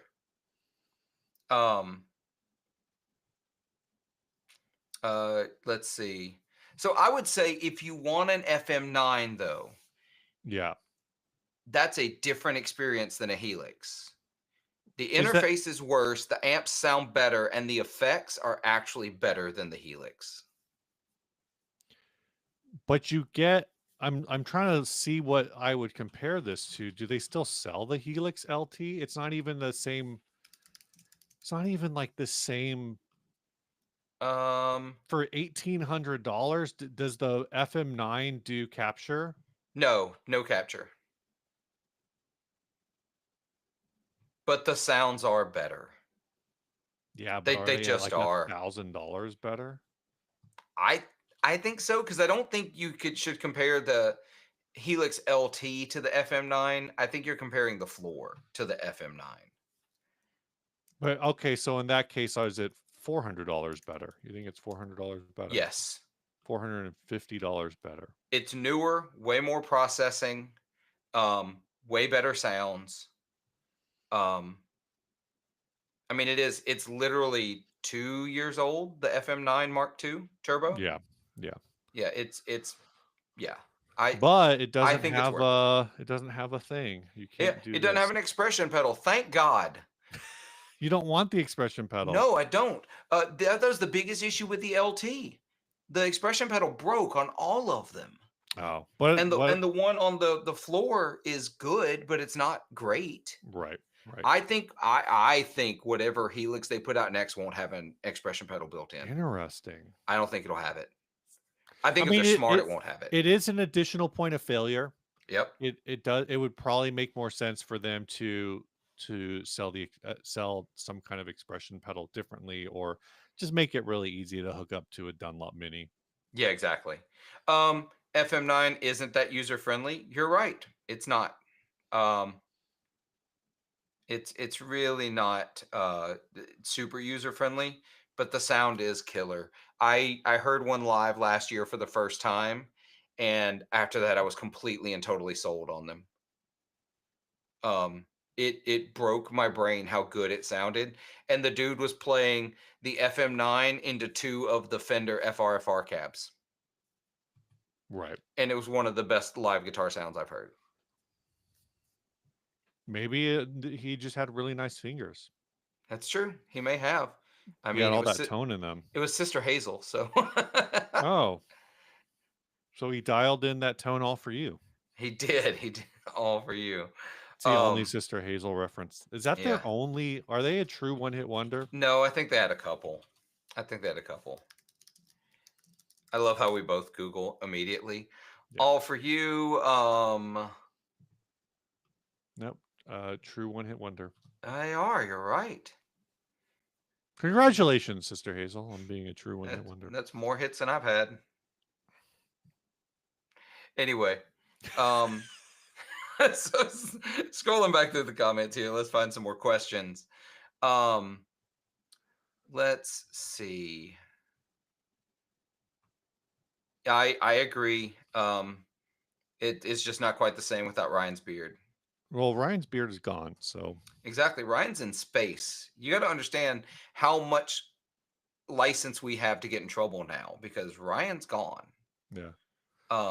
He can't, he can't stop us basically. I mean, he still has the internet in space. Like there is internet in space. Coyote. Here's a hot take for you. While there's value to having decent good pickups in a guitar versus cheap crap, way too much time is spent cork sniffing around pickups. I think that's true. I mean, back in the day, this stuff is all it feels very cyclical. Yeah. In some ways, where um a thoughtful pickup choice is always going to be better than Just buying the most expensive thing on the shelf. than just buying a thing, right? So, and I always think back to I don't know what the state is now, but I always think back to the real heyday, I think, of Strat um uh modding, when everyone was buying Mexican Strats. Everyone Yep. wanted like a vintage tone thing going on, and everybody was buying a Mexican Strat and putting GFS pickups in it because GFS at like they not I don't think like they're baseline ones, but they had like these I'm trying to find them right now. Like, oh, they call it the one of them is the Boston Blues. They use this blue copper wire for like their fancier pickups. But like Right. any of the GFS premium pickups that were like $30 a piece or something, had like a really good reputation for just being better than the Mexican Yep. Strats. So, and I'm looking at these pickups right now. You can get a full set of GFS premium pickups with quick plug ready for $81. Yeah. Now, I think GFS are good pickups. I think they make very good pickups. yeah. I want to add on this to your point. Yeah. I agree and I disagree. and here's why I do both. Hmm. It's two different points. If you just want something that sounds good, that you can make good music with, great music with, you can write hit songs with. Sure. You could put GFS pickups in your guitar and have a great time, and they're going to sound great. They're going to sound good. You can make them sound better or worse with the other parts of your rig that you're using. Hmm. Hmm. But then, so you're that's looking at it from a musical standpoint. And I try to do it from both because I want to do both. I want to be Right. the musician, the player that plays live and has, and records, and I do that. I don't record as much as I'd like, but I play live a lot. Hmm. Um, but then there's the other just full on nerdery of this stuff. Sure. And I- to get mad at someone because that's what they like doing, that's the part that frustrates me. People enjoy just nerding out about guitar pickups and the wood in guitars and the finish that they're finished with, and uh yeah, Yeah. they need to Yeah. watch the way they talk about it, what's best and blah blah blah. You like it, and that's okay. That's Hmm. totally okay to be super excited about. I like these things, and I like hunting the most, like, I was thinking about Sorokin guitars the other day, right? I don't know if you're I'm not familiar with familiar with Sorokin. them. Sorokin is a Canadian builder. He does not build for money. I mean, he sells his guitars, don't get me wrong, but he builds for fun. He doesn't take orders. He decides what he wants to build and he builds it. And if you want to buy it, that's awesome. And he puts them in exactly one shop in his town in Canada. Hmm. And that's how Joey Landreth found them. He found a guitar in that shop and bought it. Since then, they have Alex at Sorokin has a relationship with him, so he's built him a couple of more. But These are even very then, Deany. yeah, yeah, even then though, um, Alex only builds something for Joey if it was something he wanted to build anyway. Gotcha. So like Joey got another guitar from him that he's like, I was literally in the process of building something similar to that already. Um, Yeah. and so, but he gets like super, super nerdy, like nerdiest of nerdy, like Sure. the way he ages his materials to make them look old and blah, blah, blah. That's awesome. All of that attention to detail does not make the guitar sound better or make you make better music on it. Sanford Mag. I'm just looking at. I've never heard of this guitar company before today. It Yeah. uses a pickup from Sanford Magnetics, which is a company I've never heard of until Yeah. right now. Here's my challenge to everyone who makes a product who they think sounds awesome. Let me use it. I'll prove you wrong. I love it. I love that approach. Oh, this Same. amp sounds sick. Not anymore. Watch this. I'm playing it now. It sounds like ass. Cody, part of my argument is that the rest of the signal chain is way more important. Dialing in a guitar is an art. I I'm gonna take the words more, way more important, or way more, out of your sentence, and I agree. At that point, part of my argument is that the rest of the signal chain is important. Everything's important. Therefore, nothing's important. But Nothing's. yeah, It's all nothing's important. important, so If nothing's everything is important. important, nothing's important. But it is a combination of all the things. Um, I I think it's just fun. I think it's fun to have variety. I Mhm. like super expensive pickups like the throwbacks. I like them a lot. I like less expensive pickups. Like, who's that builder that Phil McKnight talks about sometimes? Bootstrap pickups? Bootstrap. Yeah, Bootstrap is a. I've heard things. Yeah. I've heard they might not be what they say they are. Oh, really? I don't know. I don't know what the details of this. Bootstrap pickup strives to include as much USA material as possible, with some foreign raw as needed. Our single coil pickups are cut, pressed, glued, wound, charged, soldered, potted, tested, packaged, and shipped in the United States. So that's basically seems like as American as you can Right. As is be possible. without going the full throwback route where you're like calling up, you know, hey, guy with a plastic shop in a random street corner. And I've listened to the throwback episode of that Phil interviewed the Yeah. dude from Throwback. Uh, what's they asked the question, what's going on with your prices? What corners are you cutting? Is this all cheap imported crud? A good set of pickups costs $300 with a 6-month wait list. They say, good questions. A guitar pickup is a simple electrical component made of magnets and coils of wire. We choose to forego mojo sauce marketing and make excellent guitar pickups from the handful of variables that actually affect tone, number of winds, thickness of wire, type of magnet, shape of coil, surrounding material. An excellent pickup can be made by altering these variables. No extra virgin, organic, free range, new old stock materials needed. But yeah, Interesting. I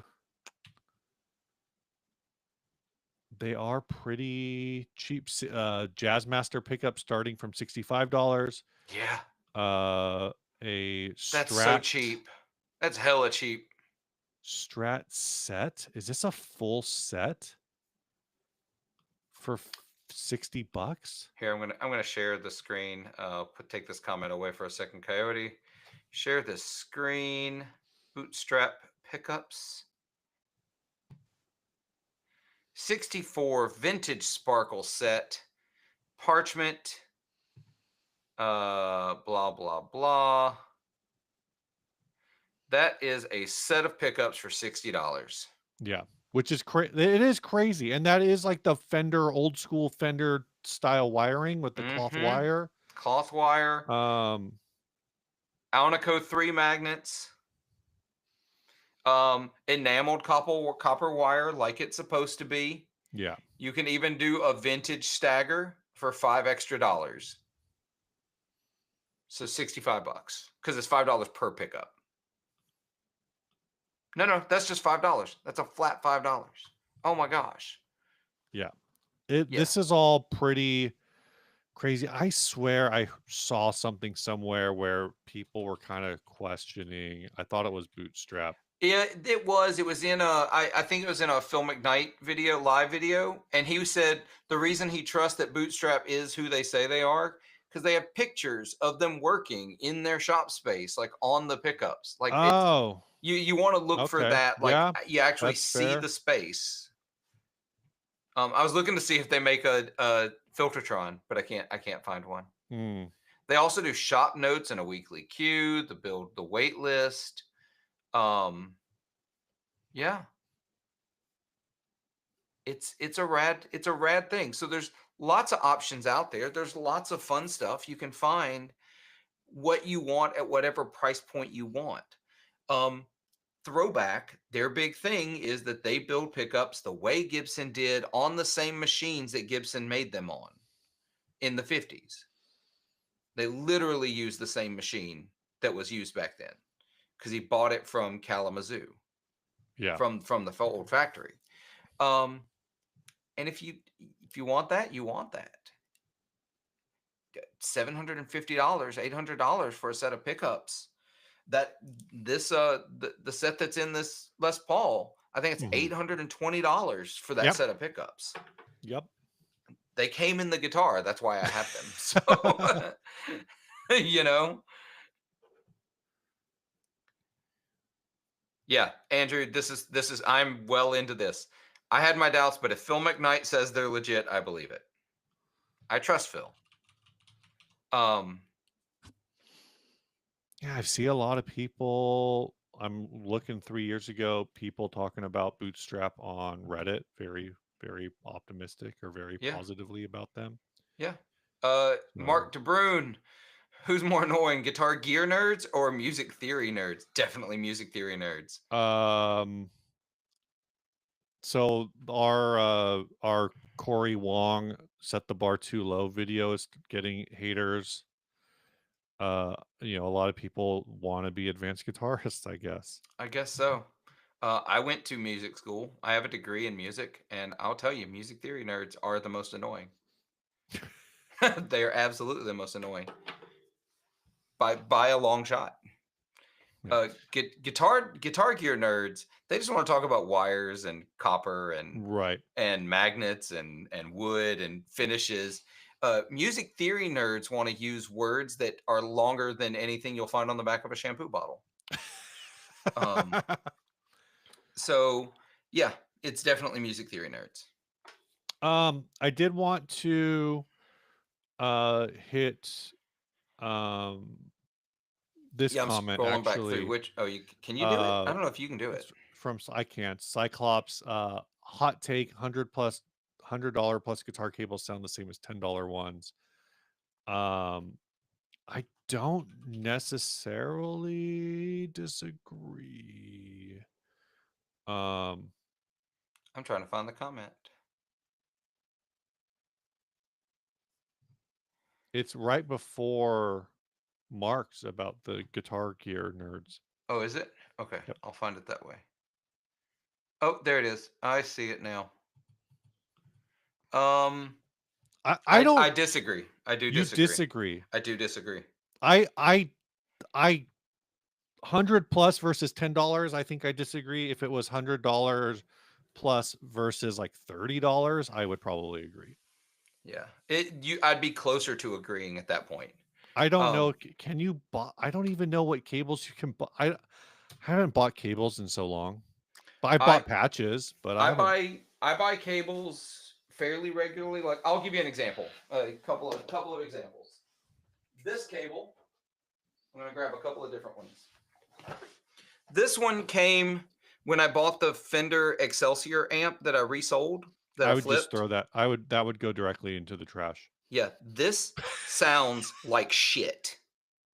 This cable, it works. It passes signal like it should. Is that a Fender branded cable? It is. If it is, it's so worn off. There's no. I've had a lot of those like braided cables like that fail on me. So, well, here's the thing. This is why you can't even do that, because this thing is shit. These are the Boss Roland cables. Right. These cables are incredible. They Right. sound great. They're higher quality ends. There's better construction. These are great cables. They sound that's what I'm great. saying. So that like and I use Mogami too. Like, my two main cables are Mogami cables. These sound as good as the Mogamis. So let's see, a 20-foot, let's say a 15-foot version of that cable is, I guess it's $44. Don't ever pay that much. These were literally the stupid deal of the day 2 days ago, okay. where you get two of these. These are 25-foot, right end to straight end. You get two of them for $50. That's the only time I buy these, and I bought them 3 times. So I have 6 of these laying around. What's the length on that one? 25 feet. God, so long. I know. This is like such a dumb thing that I can't work my head around. So when I was playing in church all the time 3 years ago, and pretty much my whole like playing live career, I insisted on 20-foot cables. 20-foot cable, 20-foot cable, 20-foot cable. I used whether it as my it was standard for a long time. if I needed to walk across this stage to tweak something for somebody, to go talk to the drummer, whatever, like I just didn't want to have to unplug, or I just wanted that extra freedom. And when you're already I mean, I guess the guitar's sitting at my waist, but it's one of those things where the way I always thought about it is, okay, I plug in the guitar, and then I'm gonna thread the cable through the strap, so you lose 6 to 8 inches right there. You're doubling that distance when it comes back down, and then I'm also 6 foot plus, so my guitar is pretty far off the ground. And so I just wanted that 20-foot cable, but now I have all these 20-foot cables in this little like 10 by 10 room. Yep. That's one of the most frustrating parts of my practice playing fun time experience now. Yeah, isn't that awful? Is cable management, to where I'm like, I need to go hunt down some like 10-foot cables. I think I highly recommend having a couple of 10-foot cables around. Yeah, I don't think 20-foot is going to be short enough for what I want. I think I need some 10-foot cables. I do own, that I did not buy as part of a stupid deal of the day. I bought it actually used on Reverb. I have a 10-foot version of this cable that I use around the studio. And I don't know what good Lord, I looked on for 10-foot cable on Musician's Friend, and one of the ones that comes up is the Mogami Overdrive, $135. Oh, absolutely not. Absolutely is that not. what these things cost now? No, that's like a specialty, super expensive one. So this is where I sort of agree with Cyclops. I don't think you're getting your money's worth past about $60 for a 20-foot cable. I think up to that point, you're getting actual better quality cables and they Hmm. can sound better. But I think past that point doesn't happen. I think you're buying into hype at that point. How much are Rocket Music Gear cables? Probably more than that, and I'm very Help, sorry, Haley. help me, Haley. $25. 10-foot cables for like $40. Right, That's good. That's a right good price. straight, 10-foot right straight for Black Rainbow. Uh-huh.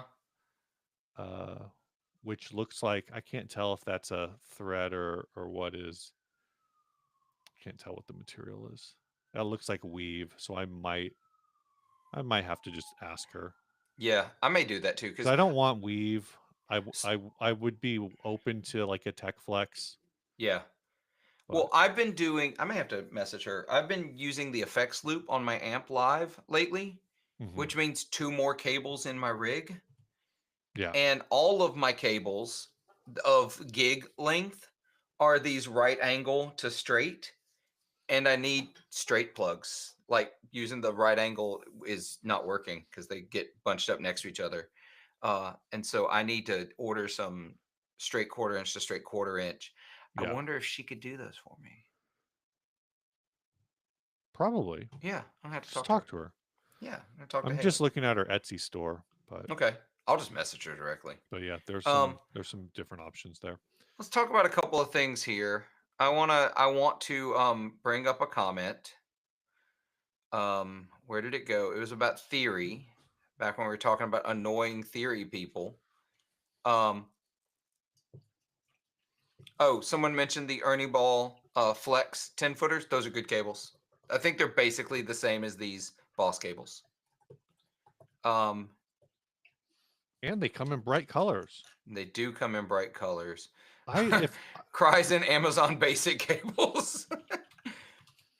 Ernie Yeah, Ball those Flex are not good cable. cables. They aren't. I'm very sorry. I hate to tell you that. Oh, here it is. Andrew. Diehard Tool fans are the final boss of music theory nerds. Oh No, God. no, they're not. They're not even the midway boss. You They're I would say I feel like they're the boss that you think is the boss before they're, you unlock the entire second half of the game. yeah, they're the boss at the end of the tutorial level. Oh, hey Because Mark. you don't know nerdy music theory talk until you talk to the people out here analyzing Eric Whitacre pieces and or the people who are analyzing like 1970s serial jazz. Like, I mean, the unlistenable shit. Like Right. the stuff nobody actually likes, but people pretend they do, and they analyze that. Those are the music theory final bosses. Tool fans are the mini boss that you hit in every level that when you are when you're early in the game, when you have like shit weapons, like they're very annoying and difficult to get past, and by the time you get to your character to level 10 or whatever, Uh-huh. now you're just like, ah, these guys again, like whatever. Yep. It really is. Um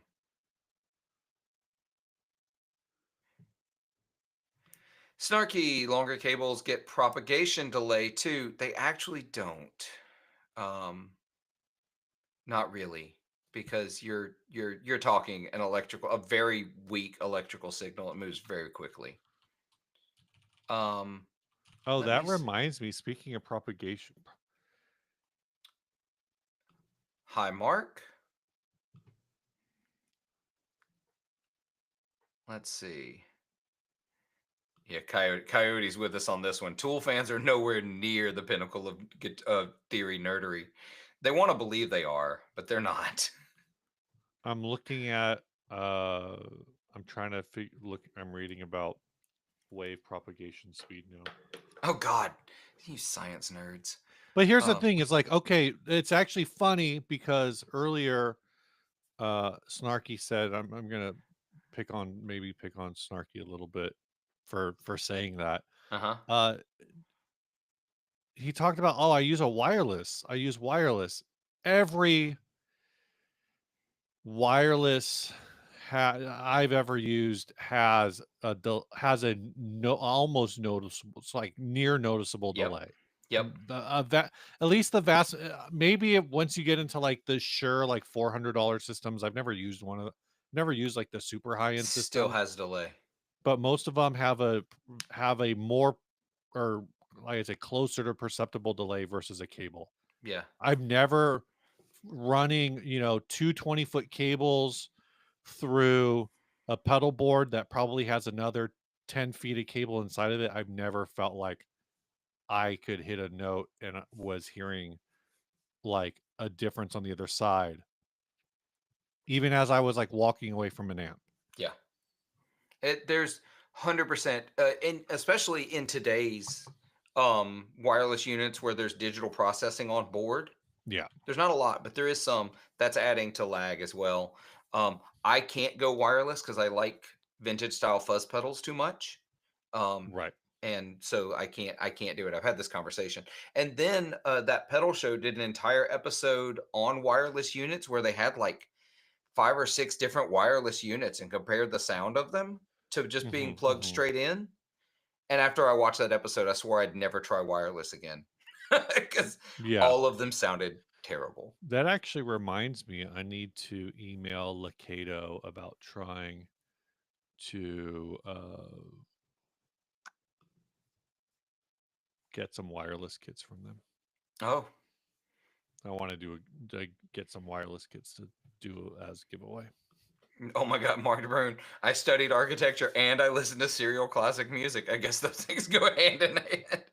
Because Coyote Star said music theory nerds who like unlistenable music are just people who like music in a way that people who study architecture like impractical buildings. Right. And that's true. All of these things are true. There's something I feel like the quote most apt is uh, they are scientists who are so preoccupied with whether or not they could they didn't stop to think whether or not they should. It's Jurassic Park. It is, but they're not wrong. Yeah. So, Yeah. all right, y'all, hit us with your more questions. I realize we're kind of picking and choosing through the chat because we can't answer all of them. Who do you think we are, the Studio Rats? Have you ever watched a Studio Rats live stream? Nope. I've been on it a couple of times at this point, and they highlight and respond to every single comment in the chat. Every Do they have a single lot? one I of mean, them. I don't. I imagine they have a lot. They have like 100K, right? Yeah, they're a 100K channel. They get 150 people live stream when they live stream. Do we So want to? Do we want to tackle this question from Frank Lloyd Wrong? sure. Let me scroll back up. I wasn't sure if we wanted to cover that. Um, oh my gosh. I don't like the chat system in Riverside. Yeah, it's rough, especially for a chat with any. Like, I can't imagine using this. Oh, I couldn't imagine using the system. Uh, if now, granted, I guess they're just single ended. Uh-huh. Um, I've been watching every once in a while the Emily Harpist live Oh streams, God, no. and there's like, it's not just so like McKnight gets 1,000 concurrent viewers. I don't know how many Emily gets. I'm sure it's at least that many. Yeah. But Phil's is relatively quiet. Yeah, it is. It is For the relatively for the quiet. number of people in there, it can move very quickly. But I think because it's mostly a older generation who kind of likes to hang out and take in the vibe and everything. Um, That and Amanda runs a tight ship over there. oh, Frank Lloyd Wrong's the guy that traded me the PVT-20. Awesome. Yeah. Oh, nice. The one back right there. Sick. Good to Nice. see you. What I was gonna say is Emily's chats, I think I my guess is they are primarily Zoomers, Oh, okay. older Zoomers, young millennials, and that chat moves fast. I feel like so I need to get back in there to see how fast we're talking. I feel like that pedal shows moves real fast. I've heard that pedal show. Amanda told me that pedal show moves fast. It is real fast. Um, They used to have the slow mode turned on, and now they don't, so hmm. it moves even faster. I feel like there's got to be some software that really helps with that, but I don't know what it is. Me either. I do think it's also fun that on Emily's they put the chat on the screen. Yes. That is we could, if we did OBS, we could do that. Is that an OBS thing? Yeah, you can do that in OBS. Richard says he thinks Emily gets 5 to 700, so maybe it's less than Phil's. For some Yeah, reason, because that I pedal figured it shows was over more. 1,000 typically. But yeah. So going back to that question that disappears. Yeah, I'll go back to it. I don't know, man. I don't know what's going on anymore. Yeah. I would just say like every week it seems like there's a new thing. There's like so many. Every We're very week. much there's a brag, and this is like uh that there's a they called it like a brag Uh-huh. uh that uh Trump signed 107 executive orders in the first, we're not even through the first 100 days, right? Yeah. um and whether or not you agree with his policies or not agree with his policies, uh I think personally a lot of these executive orders are bullshit, and so many of them are getting just absolutely crushed Yeah, yeah. by It's theater politics. by by the courts. Hmm. A thing I heard or read a while ago was that part of the strategy behind doing so many executive orders, for being in the news so much and dominating the news on a daily basis, is that with 107 executive orders, we are only hearing about like what someone has told us is the most egregious ones. Yep. And we're 100%. so focused on these executive orders that by and large are going to get struck down, that between these executive orders and between like all of the bullshit, uh we're saving you trillions of dollars that Doge is doing, we don't actually know what's going on at the functional level in a lot of these departments. Yeah. It's all scattershot distraction theory. So but it is funny, the 107 executive orders. Now I know a lot of those are like, oh well, we're are rescinding previous executive orders. That's the defense. Yep. um but uh but this is one of those things where it's just like, I don't know, like do we at what point are we just like, yeah, we don't actually care about the Constitution anymore? Are we just fine to openly admit that now? Yeah. Well, here's what I'm going to do, because I am going to pull this. Which I've argued that we've actually, as a society, that we've never actually cared about the Constitution.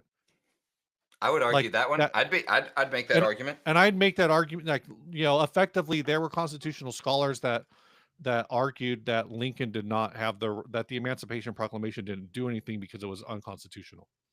So Yeah. So what I'm gonna do is I'm gonna steer us back to guitar with this, though, because we were we will talk politics. I don't hide my opinions. Y'all should know mine. Steve and I agree on most things, if not everything. I don't know. We talk about this stuff all the time, but I want to talk more about the mental health of this, Frank. Um, that's good. Whatever you need to do. Um, I I I have to pace myself. I have to right, be. I can't be on all the time, because it is some fresh new thing every day. yeah, Um, take your time. Take care of yourself. Find your space. Uh, tag back in when you can, when you feel like you can, if you feel like you can. Find some space that makes you happy. And for me, guitar. That's it. It's guitar is my distraction. yep. Sometimes it's video games, although rarely anymore. I don't play games as much as I used to. I Mm. am trying to finally finish Baldur's Gate 3 so that I can replay it. But yeah, find some you time. I think I hope we'll be okay. That's what I'll say. Um, so moving on. Uh Yeah, I see some people. Steve, you're spot on. But uh, I'm gonna move back to some guitar just because that's my uh mental Sure. health I mean, that's what happy we're here space. for. Yeah. Um. So gonna find some more. Uh, Richard says Emily also reads super chats aloud. Yeah, if we got super chats, I would read them aloud. I actually, so they, again, I don't know how their setup works. I wonder, I could probably ask Russ, but I'm not in a, it doesn't actually matter because we don't get enough of them. They have like a bot that reads a lot of their super chat. Like, I think if your super chat's Really? above a certain number, the bot will just read, da da da, don't, super chatted $10 and says, whatever. It's pretty funny. Yeah. Guitars seem to sustain me. Well, I mean, that's because you don't have a Bigsby. You shut up. They sustain just fine. That was a dead guitar joke. Yeah, I get it. Um, I get it. I love the Bigsby's. I'm thinking I might put a Bigsby on this thing. You should put a Bigsby on the R4. Do you know how hard it is to replace a wrap over tail bridge with a Bigsby? Just get a. Can you not do it with a? Oh, I guess you can't do it with the There's nowhere Vibramate. to put a Vibramate. You just need the trapeze. Was it the B50? What's the trapeze Bigsby? B50 is just the cheap version of the B5, which is the horseshoe that you need the stop tail. Okay, that's Um, what's the one I'm Trapeze is thinking the of? B6. B7. B7. B7 B7 is is what the I'm Les thinking of. Paul sized one. You need the B6 for a. B7 is Les Paul with a stop tail. B6 is a floating Okay. bridge, I think. So that B might work. B6 is the extra short hinge, whatever that Yes. means. Um, I can't believe how much I know about these things. So the B6 is extra short hinge, but you can use it on things like a 335. That's what a Yeah. 335 has. Is a Gotcha. Yeah, B6. design for use on large hollow body. Yep. B3 is what would come on like a Les Paul or a it's one version that would come on a Les Paul. The B3 and the B7 are similar. The difference is one of them has the underbar and one of them doesn't. The B7 you have to actually drill into the body to mount it Right, because it's right. got the underbar for where you don't have a stop tail and you need something there. The B3 is for like floating bridge. You don't drill into the body. Things like the penguin that I had has a B3. Yeah. Yeah. I know I've studied way too much about Bigsby's. I know way too much. Sir Frodo says, please give Near Automata a chance. I'm a video game. I'm checking that out. Okay. I'm not familiar with this. I'm looking at it looks pretty. Yeah, I can't even put the Vega trim or the Ducey trim on the R4 because it's a wrap tail bridge. RJ says he got a haircut, went to space, came back, and we're still here. I also adore Red Dead Redemption 2. I'm not as crazy as Steve. I don't go for 100% or anything. I keep thinking about trying it online, but I'm always worried about like toxic communities in online games. I've played online a little bit, Hmm. and then I stopped. I think so. I'm kind of slow rolling this second playthrough. Sometime in the future, after I finish the second playthrough, I think Hmm. is when I will probably start another playthrough and start trying to stream it. Gotcha. I Which used to means, stream video games, but I can't do it anymore. yeah, which probably means like it'll be at least a couple months out, but whatever. All right, we got one more guitar question before we probably get ready to wrap this up and I go eat lunch. Um, this one from Frank. How about a single coil size humbucker suggestion for the Mustang bridge position?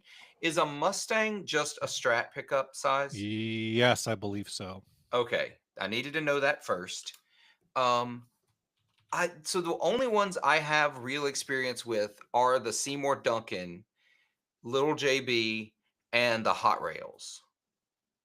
I liked the little JB. I didn't really care Mm, for um the hot rails. right. Yeah, trying to think. Single coil. I haven't used like a ton of single coil humbuckers, so I don't have like a strong opinion on these. I don't think. Yeah, I think the Lil 59's really good. Um, what's the other one? They made another one that I have tried. Stratocaster humbuckers. Oh, they make a Lil 78 now. So 59 would be a PAF. They also make a JB Junior. That's the other one I've tried. They make a little 78, which I'm assuming is a much hotter version. And of course, they make the hot rails. Oh, and then they've got the hot stack. Hmm. Oh, a red devil. Man, they didn't have all these back when I was doing this kind of stuff.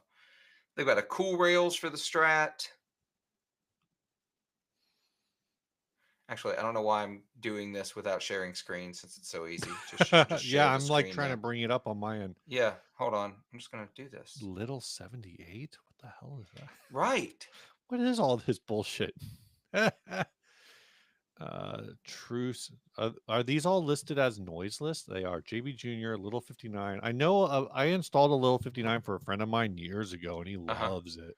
Little Screaming Um, Demon, Duck Buckers, Vintage Rails. Uh yeah. and there are a number of these um stacks. So Yeah, yeah. I would probably just personally I would probably go for on a Mustang if you wanted to retain a Mustang general tone, maybe something like the vintage rails or I think is the duck bucker. The problem with the duck bucker is because it's kind of got that offset coil thing. Yeah. If you want to do anything with splitting, you can't. At least not Oh, from yeah, what I yeah, that's remember. right. Because if you split it, you're only going to get one side or the other, basically. And also, I mean, that's assuming that's what you want. If you don't, if you want to go crazy with it, like put a little Screaming Demon in there. Yeah, yeah. Huh.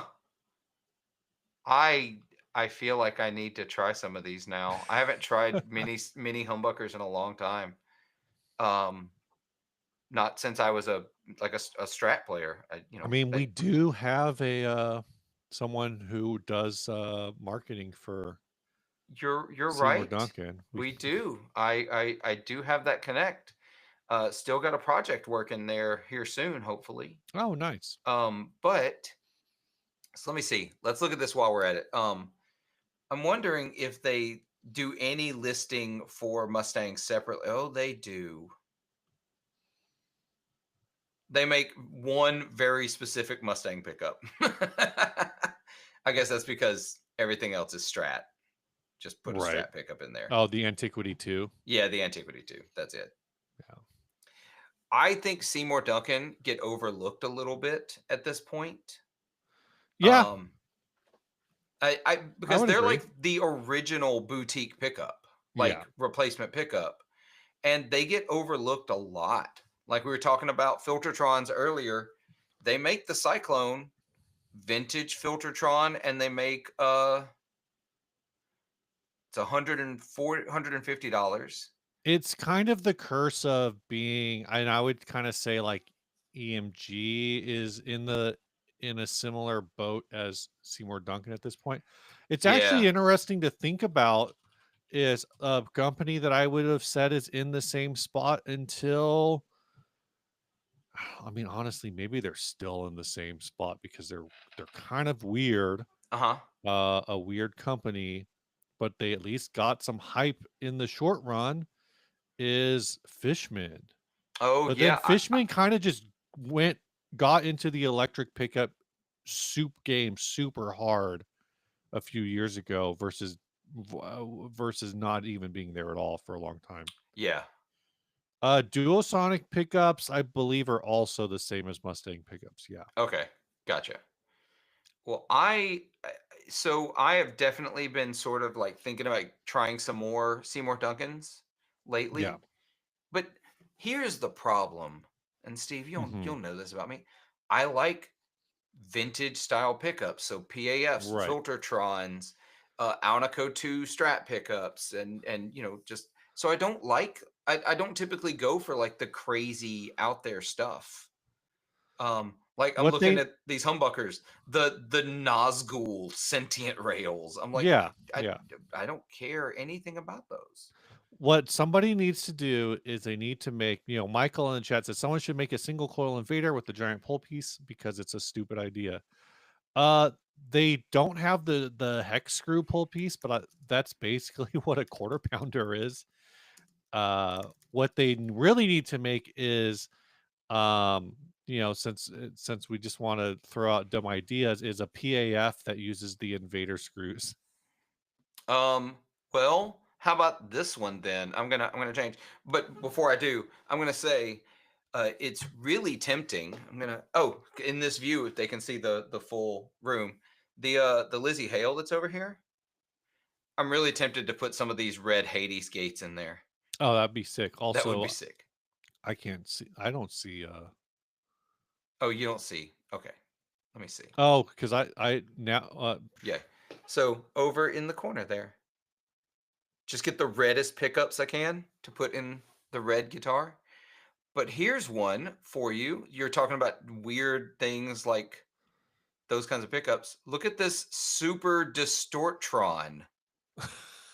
What? It's a Filtertron Super Distortion from DiMarzio. Yeah, that is seems very silly. Oh, it is really silly.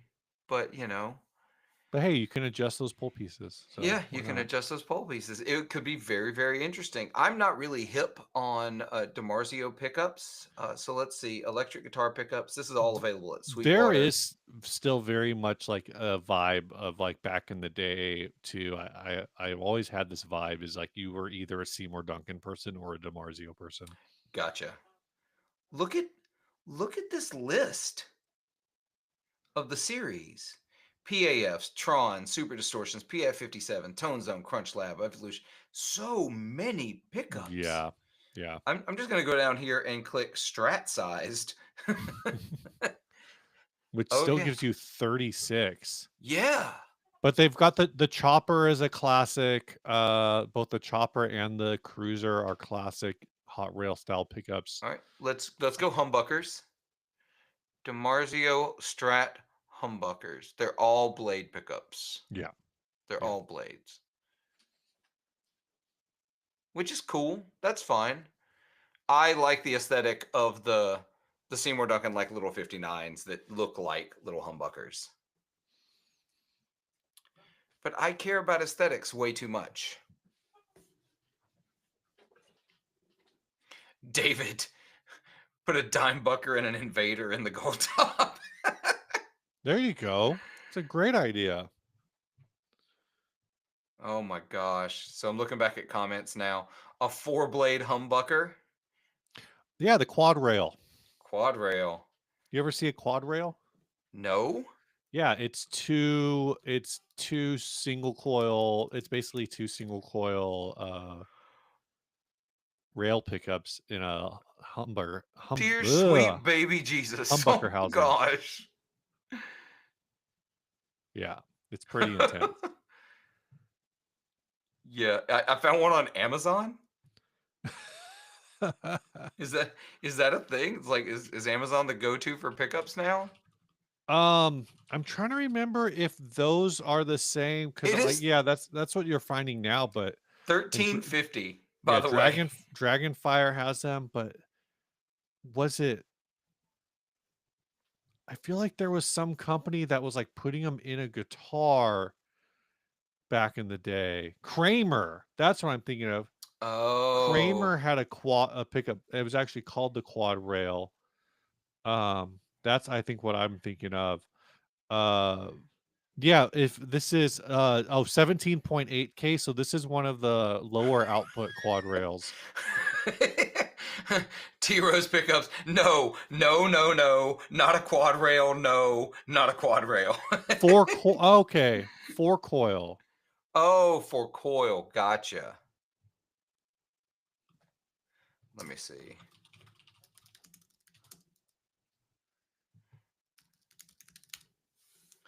Let me find. Is it like what's in the picture then?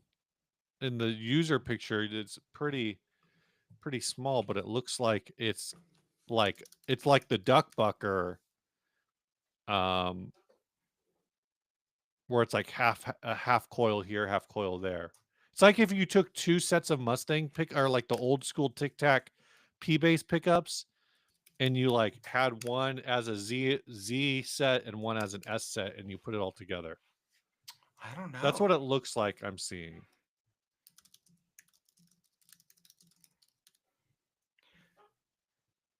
Can you share? I'm not seeing it. No, I'm saying look at the picture Oh. of on the user picture on what you just shared. Oh. Oh, I see. Okay, I get it now.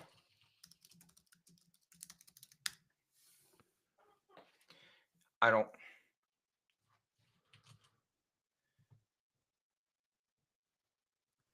I think I've seen those like that. I don't know if I've seen it, but and I'm not finding. Like at first glance, my assumption would be that that is purely aesthetic. But since they're saying it's not, I mean, I get it. Um, I wish there were a way to blow this up. I can't blow anything up. Yeah. That's another thing I can do on Ecamm that I can't do on this. Hmm. Um, oh, Kramer had some crazy goofy pickups.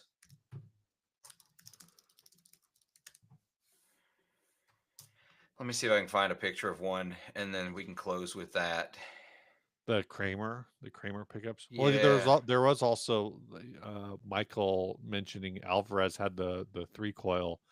Then the Fender Modern Player that's also right. had that 3 coil thing going on. I think Alvarez guitars get overlooked. I think they're real cool. They don't make electrics anymore, do they? Let me see. I don't know if they make any electrics anymore. And their acoustics are real good. Local dealer or local shop is a dealer. Uh huh. Uh huh. Um, yeah, they do not appear to make electrics anymore, which is sad because Yeah. I think they made cool guitars. They just have their acoustic lines, which is still Yeah. they're still pretty good. But yeah, they're one of those brands where I think they definitely were more interesting in their past. Yeah. And I don't know why they fell off. They But I had a mean, things really just don't last. they had a really cool line of jazz boxes that nobody talks about. Oh, I don't know if I've ever seen those. Hold on. It was the AATs. Let me see. Share this screen. Oh, interesting. Yeah. And that's not the only one. They had a few others that yeah. They Is they this had a a bunch of semi hollows and hollow bodies that were real cool, but nobody talks about them. are Everybody these forgets they existed. currently manufactured? No. This website doesn't even come up. Oh, there it took a minute. Guitars. I don't think they exist anymore. I think they stopped making them. I think they Where made them did through like the early 2000s maybe. where are you seeing what website is this? That was just from a Google search looking for Alvarez AATs, which is their hollow bodies and semi hollows. That was from RigShare, so somebody was Oh, just okay. sharing a picture of one. I mean, Um, I hate to say it. I always feel a little like, there should be better ways to get the word out about things, right? yeah, I guess. And obviously it's far too late now, I think, because I don't know when they killed their any attempts at making electric instruments. Feels like it was a long time ago. Yeah. Um, but Here's a red one in, where did it say this was? Italy. This is okay. semi-hollow. Alvarez is the exclusive distributor for, or is exclusively distributed by St. Louis Music. St. Louis Music, who I'm trying to figure out who That is. used to be Ampeg. They used to have Ampeg. Yeah, I'm trying to figure out who is still part of St. Louis Music. I'm But looking that up while you are continuing. Alvarez, Austin, Blessing is like trumpets and stuff. I think Alvarez is their only guitar brand. Maybe is Austin a guitar brand? Austin's cheap guitars. Dixon is drums. Uh, Milling is violins. 256 brands. Oh, those are just their. I'm looking just at their featured brands. Yeah.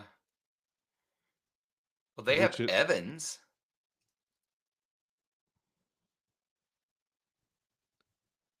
I wonder which of these are their brands versus, because they also have Fender on here, Yeah, you're right. versus who they're distributing Yep, that's what I want. I for. want to know what brands they Um, own, not which ones they.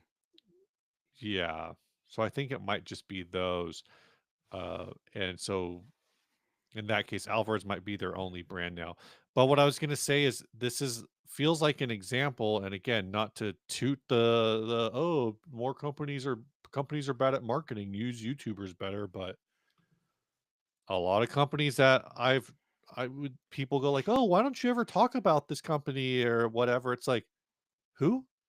Right. And uh and the thing that Ryan has always said is if you want a brand to work with us, then go tell that brand to work with us. Right, because it's impossible for any single person to know every brand that's out Yeah. there. There's just too many. It's also like, you're because of the way Ryan's schedule is typically, Hmm. he's not going to reach out to a company, say, "Hey, I really like your product. I'd love to do a product demo for you in 4 months." Like, it doesn't make any sense to Yeah. pitch scheduling, 2, 3, 4 months out ahead of time, like on a cold call basis, basically. So, Yeah. and I'm sure there are probably YouTubers that do it that way, but that's just not the way that we've done it. Yeah. Um, so Makes sense. Oh, Mom, especially I think when you're you're coming right. at it from like a paid work angle, it's like really hard to, it's definitely would be harder, I think, to pitch like, "Hey, you want me to do, I really like your product. You want me to do a demo for you for 4 months? You can send it in 4 months. So you're gonna have to get on this waiting list. Plus, also, you're gonna send me the product and you're gonna send me a check." Right. Like, it just feels kind of odd. Yeah, I get it. But and I know there's ways to build a relationship and da da da da. That's it. But It's all about relationship the building. reality is like I said, there's a lot of companies that just don't do anything like that, and then they go, "I don't know why my brand failed." Well, it's and it, you know what it is? It's brands who look at the brands who don't do that already and are succeeding. And it's like you're not them. Yeah. Like the brands who don't have to do that, some of them still do it. Because some brands just have recognition. They don't have to do anything. Some of the brands that don't do it are, you know, one or two employees, or a lot of the brands that don't do it because they built a relationship really early on that they were kind of just exploiting ad infinitum. Hmm. That's it. So And with that, I think we're done, Steve. I we think we did did it. it. Hurrah! It's been fun. Um, we ended up holding looks like 50 to 60 the whole time. That's pretty good. Yeah. Yeah. So we do this fairly steadily. I won't say regularly, but every 3 weeks or so, 3 4 weeks. Yeah. When was the Um, last one? Do you it know? was I think it was 4 weeks ago. Because Was last March week, 2nd. Yeah, yeah, last exactly week 4 would have weeks. been the third, Yeah. but I was at the guitar show. Right. So, Right. So we'll do this again, maybe in late April, maybe early May. Who knows? Yep. I'm reading the title on the 60 cycle hum one is welcome to our live show. Thanks for joining our exclusive live broadcast. I Feel tried free to to share. change that. That was the thing. That was the thing that Riverside added automatically. And so you're gonna have to go edit that. Yeah, I'm doing that now. Part of me always wonders like should I do the McKnight thing and and like download the thing and then maybe I'm not going to change it. Uh should I download the video and then timestamp it and then put it back together? Absolutely not. You want to know why you don't need to do that?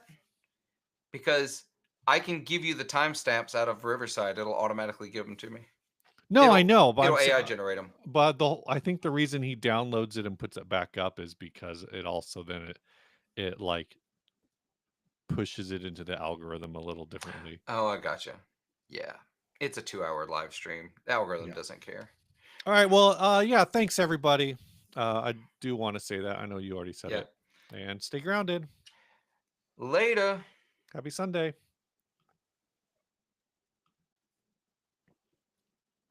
Keep Riverside open while everything